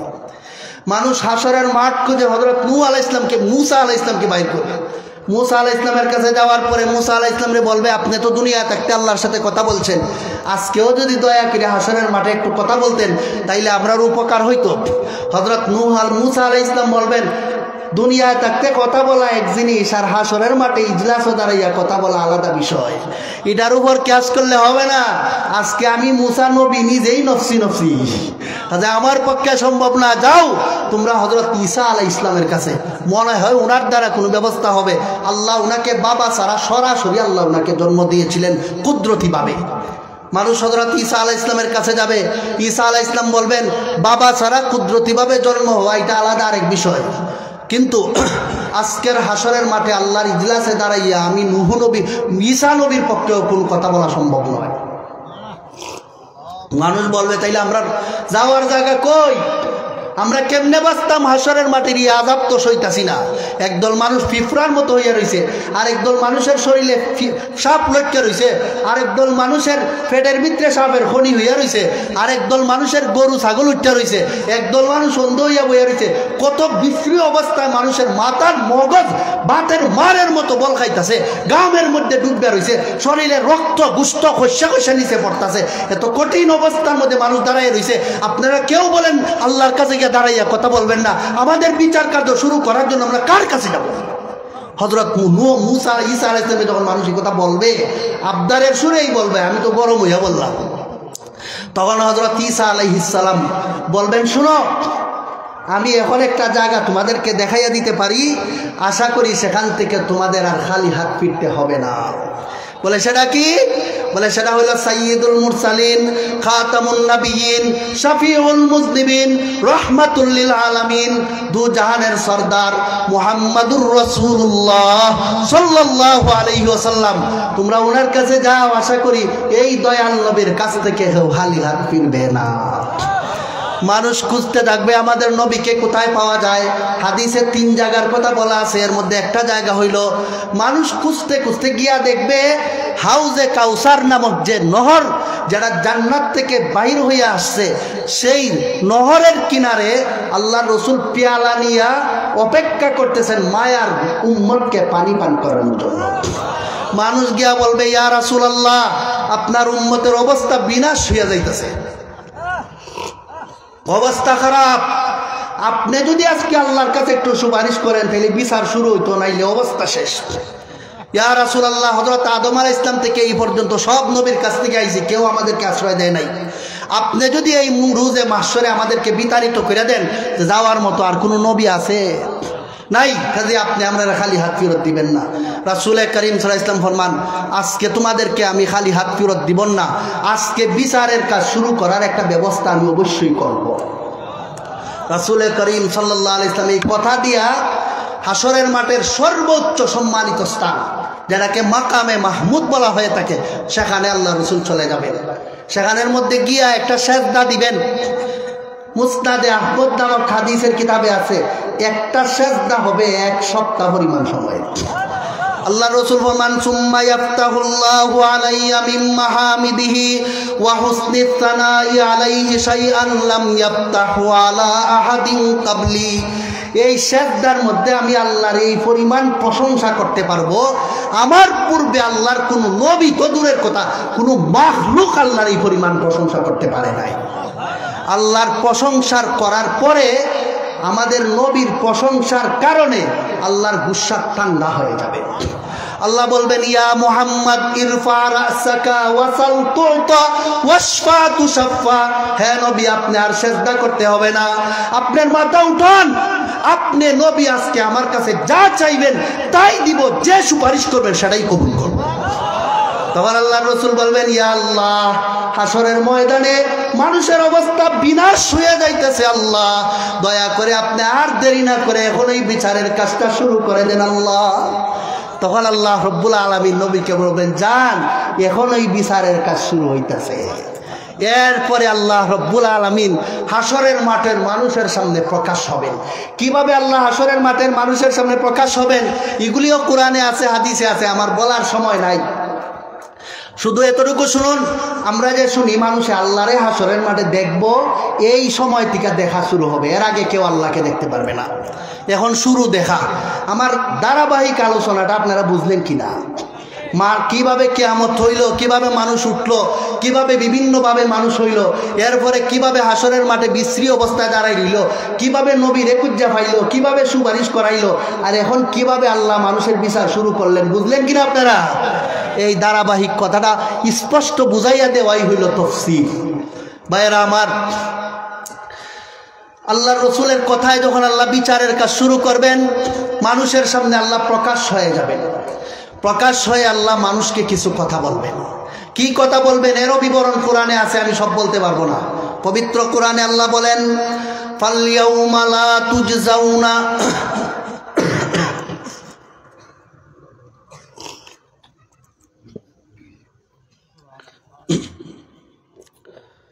আল্লাহ বলবেন, হে দুনিয়ার মানুষেরা, তোমরা রে আজকে কোনো জুলুম করতাম না। লা যুলমাল ইয়াউম, আজকে কারোর উপর কোনো জুলুম করা হবে না। আর কি বলবেন, ওয়ামতাজুল ইয়াউমা আইয়ুহাল মুজরিমুন, যারা আসামি আছো তারা তোমরা আমার নেককার বান্দাদের থেকে আলাদা হয়ে যাও। যখন আল্লাহ বলবেন আসামিরা আলাদা হয়ে যাও, বলার সাথে সাথে পুরো হাসরের মাঠের মানুষ 3 ভাগে ভাগ হয়ে যাবে। কোরআনে আল্লাহ বলেন ওয়া কুনতুম আজওয়াজান সালাসা ফাসহাবুল মাইমানাতি মা আসহাবুল মাইমানা ওয়া আসহাবুল মাশআমাতি মা আসহাবুল মাশআমা ওয়াস-সাবিকুনাস সাবিকুনা উলাইকাল মুকাররাবুন। যখন হাসরের মাঠে আল্লাহ মানুষের সামনে প্রকাশ হইয়া বলবেন তোমরা আলাদা হয়ে যাও, মানুষ কয় ভাগে ভাগ হবে? আসামিদেরকে আল্লাহ বলবেন তোমরা আলাদা হও, বলতেই 3 ভাগে ভাগ। একদল আল্লাহর আরশের ডান দিকে, এটা বোঝানোর জন্য বলা হয়েছে, নিলে আরশের ডাইন বাম কিচ্ছু নাই। আরেক দল আরশের বাম দিকে, আরেক দল আগে আগে জান্নাতের দিকে। এই 3টা ভাগে মানুষ ভাগ হবে। একটা প্রশ্ন এখানে জাগে, এটা তাফসীর, আমাদেরকে বুঝতে হবে। তাফসীর মানে কোনো প্রশ্নের উত্তর বাকি নাই, সব ক্লিয়ার করে জানতে হবে। এখানে একটা প্রশ্ন আপনাদের মনে জাগা স্বাভাবিক যে হুজুর আল্লাহ যে বললেন আসামিরা আলাদা হইয়া যাও, আসামি একটা মানুষ প্রমাণ হয় বিচারের আগে না পরে? পরে পরে। আরে আসামি তো অনেক দিন জেল খাটার পরে বেকসুর খালাস পায় না, বিচার করার পরে সাব্যস্ত এই লোকটা আসামি, নাইলে তার খালাস। তা আল্লাহ তো এখনো বিচার শুরুই করছেন না, এখনই বললে দিলেন আসামিরা আলাদা হইয়া যাও। আসামি তো এখনো প্রমাণই হইল না, তে আলাদা হইব কেমনে? প্রশ্নটা বুঝেন নাই মনে আপনারা? বুঝছেন নি আপনারা? আসামি প্রমাণ হইব পরে, কিন্তু এখনই যে আল্লাহ বলেন আসামিরা আলাদা হইয়া যাও, প্রশ্নের উত্তর পিছনের কথা স্মরণ থাকলে আপনারা নিজেই দিতে পারবেন। আল্লাহ বলেন ইউরাফুল মুজরিমুনা বিসিমাহুম, কে আসামি কে আসামি না তার শরীরের আলামত থেকেই বোঝা যাবে। কি বোঝা যায়? যার গাড়ে গরু উঠে রইছে, নিরপরাধ না চোরা? আসামি কিনা? নিরপরাধ না আসামি? যে লোকটার পেটের মধ্যে সাপের খনি, নিরপরাধ না আসামি? আসামিকে ইউরাফুল মুজরিমুনা বিসিমাহুম, তার শরীরের আকৃতির দ্বারাই তো বোঝা যাবে সে যে আসামি। কাজে আল্লাহ যখন বলবেন আসামিরা আলাদা হইয়া যাও, আলাদা হইতে আর কোনো ভিন্ন কিছু বিচারের প্রয়োজন হবে না, তার শরীরেই বললে দিব সে আলাদা হওয়ার যোগ্য। কথা বুঝলেন কিনা আপনারা? এই আলামত না, শুধু আরো আলামত আছে। কে আসামি কে আসামি না এটা বোঝার আরো আলামত আছে। পবিত্র কোরআনে আল্লাহ পাক রব্বুল আলামিন বলেন ওয়ানাহশুরুল মুজরিমিনা ইয়াউমাইযিন যুরকা, হাসরের মাঠে যখন আমি আল্লাহ মানুষকে উঠাইয়া দিব, সূরা জিলজালাতে আল্লাহ বলছেন ইয়াউমা ইয়াসদুরুন নাস, মানুষ বাইরে আইব। হাসরের মাঠে যখন বাইরে আইব, যখন অপরাধী, যারা অপরাধী হবে তাদের চক্ষু হয়ে যাবে নীল রঙের। তে নীল চক্ষু থাকলে এমনি তো বোঝা যায় লোকটা আসামি। এই শরীরের আকার আকৃতির মাধ্যমে আসামি চিহ্নিত হয়ে যাবে। যখন আল্লাহ বলবেন আসামিরা আলাদা হইয়া যাও, সাথে সাথে পুরো হাসরের মাঠের মানুষ 3 দলে বিভক্ত হয়ে যাবে। এই দিকে ইশারা করার জন্য আল্লাহ বলেছেন ইয়াউমা ইয়াসদুরুন নাসু আশতাতাল লিয়ুরাউ আমালাহুম, হাসরের মাঠে যখন মানুষ বের হয়ে আসবে তখন দলে দলে বিভক্ত হবে। কয় দল হইল এখানে? 3 দল। কথা বলতে হবে, কয় দল? 3 দলে বিভক্ত। এইবার বিচার শুরু। আমার সময় শেষ, নাইলে আপনারা আমি বললা দিতাম বিচারটা কেমনে হইব। আল্লাহ রাব্বুল আলামিন বলেন ওয়া কুল্লুহুম আতিহি ইয়াউমাল কিয়ামাতি ফারদা, একজন একজন করে আল্লাহ ডাক্কা নিয়ে আসবেন। ডাক্কা ডাক্কা আল্লাহ জিজ্ঞেস করবেন সারা জীবনের সবগুলি গুনার কথা। প্রথমে স্বীকারই করতে চাইবে না গুনার কথা, শেষ পর্যন্ত আল্লাহ তার গুনার প্রমাণ দিতে দিতে যে জায়গার দাঁড়াইয়া গুনাহ করছে, যে জায়গা বৈশা গুনাহ করছে, শুয়া গুনাহ করছে, সেই জায়গাকে আল্লাহ তাআলা হাজির করে দিবেন। জায়গাকে হাজির করার পরে ইয়াউমাইদিন তুহাদ্দিসু আখবারাহা, না নামাজ হইব বিচার নামাজ হইব না আজকে, তাক যেভাবে যেভাবে আছে তা হোক। তখন মানুষের গুনাহ খাতা প্রমাণ করার জন্য আল্লাহ রাব্বুল আলামিন যত প্রমাণ পেশ করবেন, এই প্রমাণগুলো এই সূরা জিলজালের সামনের আয়াতে বলেছেন। হুজুর বলছেন আরো 10 মিনিট চালানোর জন্য, কইতাম। আল্লাহ রাব্বুল আলামিন যখন মানুষের ডাকে নিয়ে বলবেন তুমি এমন গুনাহ করছো কিনা, সাথে সাথে অস্বীকার করে ফেলাই, কইব মা কুন্না নামালু মিন সু, আমি একটা গুনাহ করছি না, এক গুনাহই করি না, একটা গুনাহও না। যখন বলবে একটা গুনাহও করছি না, খালি কথা কইয়েই থাকবে না, আরো সাফা বাইরেই আল্লাহর সামনে দাঁড়াইয়া এটা কোরআন শরীফে নাই, আছে হাদিসে। হাদিস শরীফের মধ্যে আছে আন আনাস রাদিয়াল্লাহু তাআলা আনহু قال كنا عند رسول الله صلى الله عليه وسلم فضحك فقال هل تدرون مما ضحكوا قلنا الله ورسوله أعلم قال من مخاطبة العبد ربه فيقول يا رب ألم تجرني من الظلم فيقول بلى فيقول إني لا أجيز على نفسي إلا شاهدا مني فيقول الله عز وجل كفى بنفسك اليوم عليك شهيدا وبالكرام الكاتبين شهودا قال فيختم على فيه فيقال لأركانه انطقي فتنطق بأعماله ثم يخلى بينه وبين الكلام فيقول بعدا لكن وسحقا فعنكن كنت ناظل رواه مسلم أو كما قال عليه الصلاة والسلام আল্লাহর রাসূল বলেন হাসরের মাঠে যখন আল্লাহ আসামিটারে ডাকে নিয়ে বলবেন, এই তুই গুনাহ করছিলে কেন বল, অমুকরে কেরে কোন করছিলে, এই কাম কেরে করছিলে, এই কেরে করছিলে, ক আজকে কইব আমি একটা গুনাহও করছি না, মা কুন্না না মালুমিনসু।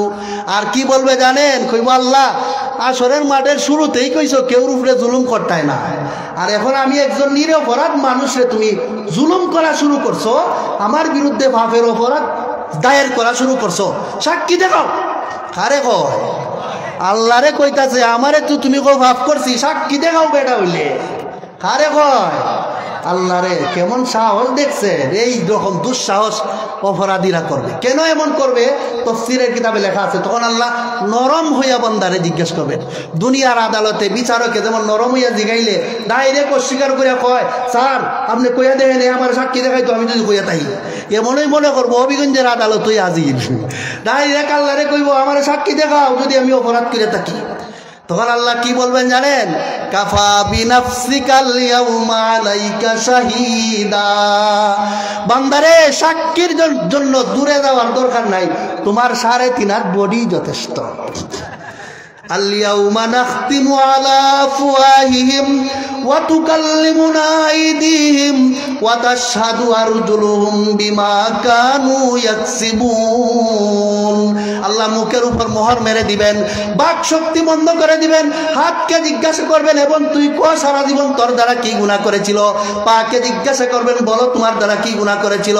ইন্নাস সামআ ওয়াল বাসারা ওয়াল ফুআদা কুল্লু উলাইকা কানা আনহু মাসউলা।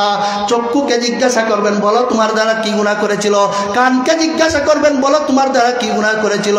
দস্তে গুয়ত মনচুনি দসদিদাম লব্বু গুয়ত মনচুনি বুসিদাম চশমে গুয়ত দিদাম সুয়ে হারাম গুশে গুয়ত চিদাম সুল কালাম রুজে মাহশর বরনেহা পয়দা শওয়াদ হর একে আজ মুজরিমা রুসওয়া শওয়াদ সায়ুসিবুল্লাযিনা আজরামু সগারুন ইনদাল্লাহি ওয়া আযাবুন শাদীদুম বিমা কানু ইয়ামকুরুন। যখন আল্লাহ হাতকে জিজ্ঞাসা করবেন বলো তোমার দ্বারা কি গুনাহ করেছিল, সারা জীবনের সমস্ত গুনার কথা এক মুহূর্তে বলে দিবে, ফায়ে সব কিছু বলে দিবে, সব কিছু বলে দিবে। ওয়াহুসিলা মা ফিস সুদূর, মনের মধ্যে যত গুনার খেয়াল লুকায়িত ছিল এগুলি সব বাইরে যায়।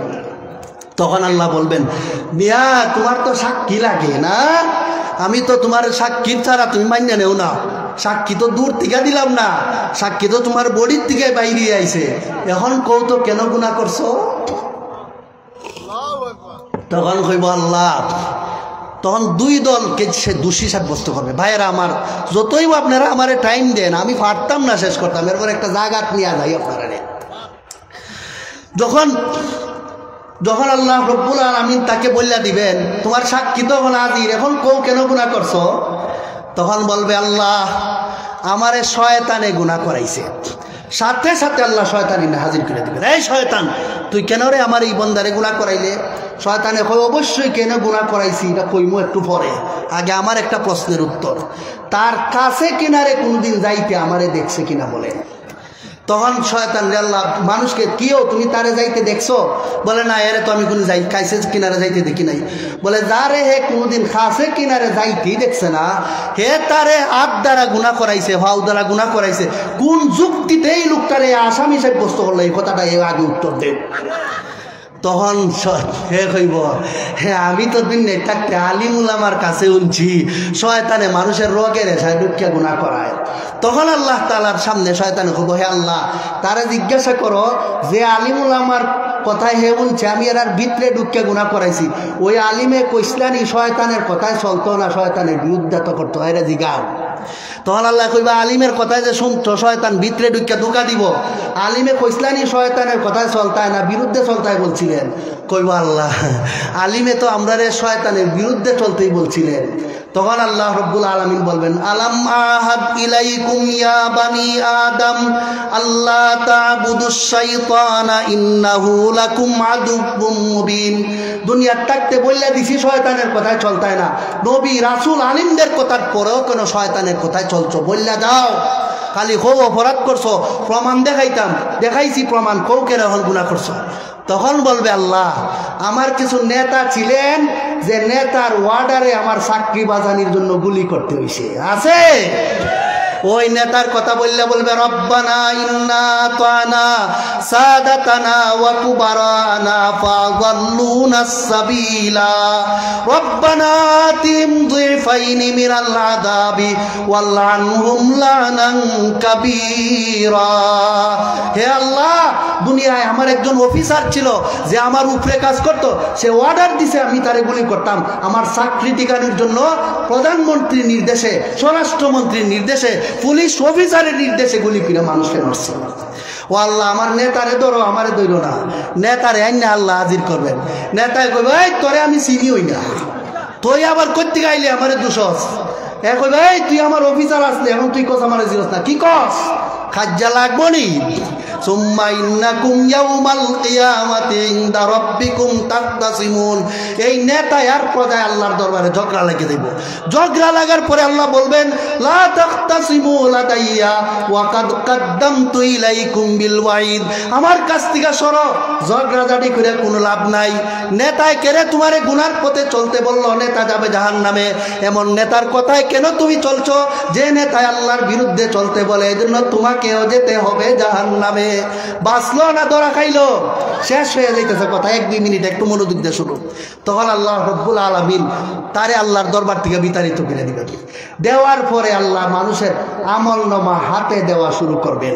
আপনারা তো শুনছেন আরে আমলনামা হাতে আইব, শুরুতেই না, এই জায়গায় যখন 2 বার বিতাড়িত হইয়া গেল, 1 বার বিতাড়িত হইয়া গেল, তখন আল্লাহ আমলনামা হাতে দিবেন। আমলনামা হাতে দেওয়ার পরে আল্লাহ আমলনামা দেখাইয়া বলবেন মিয়া তোমার তো সাক্ষী লাগে, দেখো তো তোমার সারা জীবনের সাক্ষী এই খাতার মধ্যে আছে কি না, এই খাতায় কি বলে দেখো। দেখিয়া কইব ইয়া আল্লাহ জীবনে যা দেখ করছিলাম সব দেখি হাজির। এটাই আল্লাহ সূরা জিলজালের শেষে বলছেন ফামাইয়ামাল মিসকালা যাররাতিন খাইরান ইয়ারা ওয়া মাইয়ামাল মিসকালা যাররাতিন শাররান ইয়ারা। সারা জীবনে যতগুলি গুনাহ করেছিল, নেকি করেছিল, সব কিছু তার আমলনামার মধ্যে এসে হাজির হয়ে যাবে। এইবার আল্লাহ রব্বুল আলামিন বলেন মিয়া তোমার তো সাক্ষী লাগে, একটা সাক্ষী দিলাম তোমার শরীরের অঙ্গ প্রত্যঙ্গ দিয়া, আরেকটা সাক্ষী দিলাম তোমার আমলনামা দিয়া, আরেকটা সাক্ষী শুনো। ওই আরেকটা সাক্ষীর বিবরণ সূরা জিলজালে আল্লাহ বলেছেন ইয়াউমাইযিন তুহাদ্দিসু আখবারাহা বিআন্না রাব্বাকা আওহালাহা। দুনিয়ার যে জমিনের মধ্যে দাঁড়াইয়া, যে জমিনের মধ্যে শুইয়া বসিয়া কত গুনাহ খাতা করেছিল, সেই জমিনকে আল্লাহ হাজির করে দিবেন। হাজির করে বলবেন এই জমিন তুই কতর মধ্যে দাঁড়াইয়া বইয়া ঘুমাইয়া মানুষে কি গুনাহ করছিল, মানুষের মতো জমিনে সবগুলি বলে দিবে। তখন আল্লাহ রব্বুল আলামিন বলবেন এই মিয়া তুমি তো কইছো গুনাহই করছো না, সাক্ষী দেখাইতাম, 3টা সাক্ষী দেখাইলাম, এখন কও তুমি কেন গুনাহ করছিলে। তখন দেখবো বাবা রে মুখ খুললে ওই বিপদ করছি, এখন আর কথা ওই হতো না, চুপ হয়ে যাবে। আল্লাহ রব্বুল আলামিন ফরমান ওয়া ওয়াকাল কাউলু আলাইহিম বিমা যালামু ফাহুম লা ইয়ানতিকুন। আর কোনো কথা নাই, চুপ হয়ে আল্লাহর ইজলাসে দাঁড়িয়ে থাকবে। এখন আর কথা বাইরে না, কি বোঝা যায় পারে না টেকছে, কথা কইলে আপনারা পথ আছে না আটকিছে, আটকা। তখন আল্লাহ রব্বুল আলামিন বলবেন খুযু ফাকুল্লু সুম্মাল জাহিমা সাল্লু সুম্মা ফি সিলসিলাতিন দারউহা 70 দিরাআন ফাসলুকু। হে আমার আযাবের ফেরেশতারা, এরা ধরো লোহার বেড়ি লাগাও, 70 হাত বা 70 গজ লম্বা লোহার শিকল দিয়া বান্ধিয়া টাইনা শেষরাইয়া নিয়া জাহান্নামের মাঝখানে লটকাইয়া জ্বালাও। এইভাবেই মানুষ হাসরের মাঠে বিচারের কাজ শেষ কইরা জাহান্নাম পর্যন্ত গিয়া পৌঁছবে। আল্লাহ রব্বুল আলামিন কিয়ামতের ময়দানের, হাসরের ময়দানের ভয়ঙ্কর চিত্র সম্পর্কে যে কথাগুলি সূরা জিলজালের তাফসীরের আলোকে আপনাদের সামনে বলা হইল, জীবনভর স্মরণ রাখার, আমলযোগ্য বিষয়গুলোর উপর আমল করার তৌফিক দান করুন, আমিন। সুবহান রাব্বিকা রাব্বিল ইজ্জাতি আম্মা ইয়াসিফুন ওয়া সালামুন আলাল মুরসালিন ওয়ালহামদুলিল্লাহি রাব্বিল আলামিন।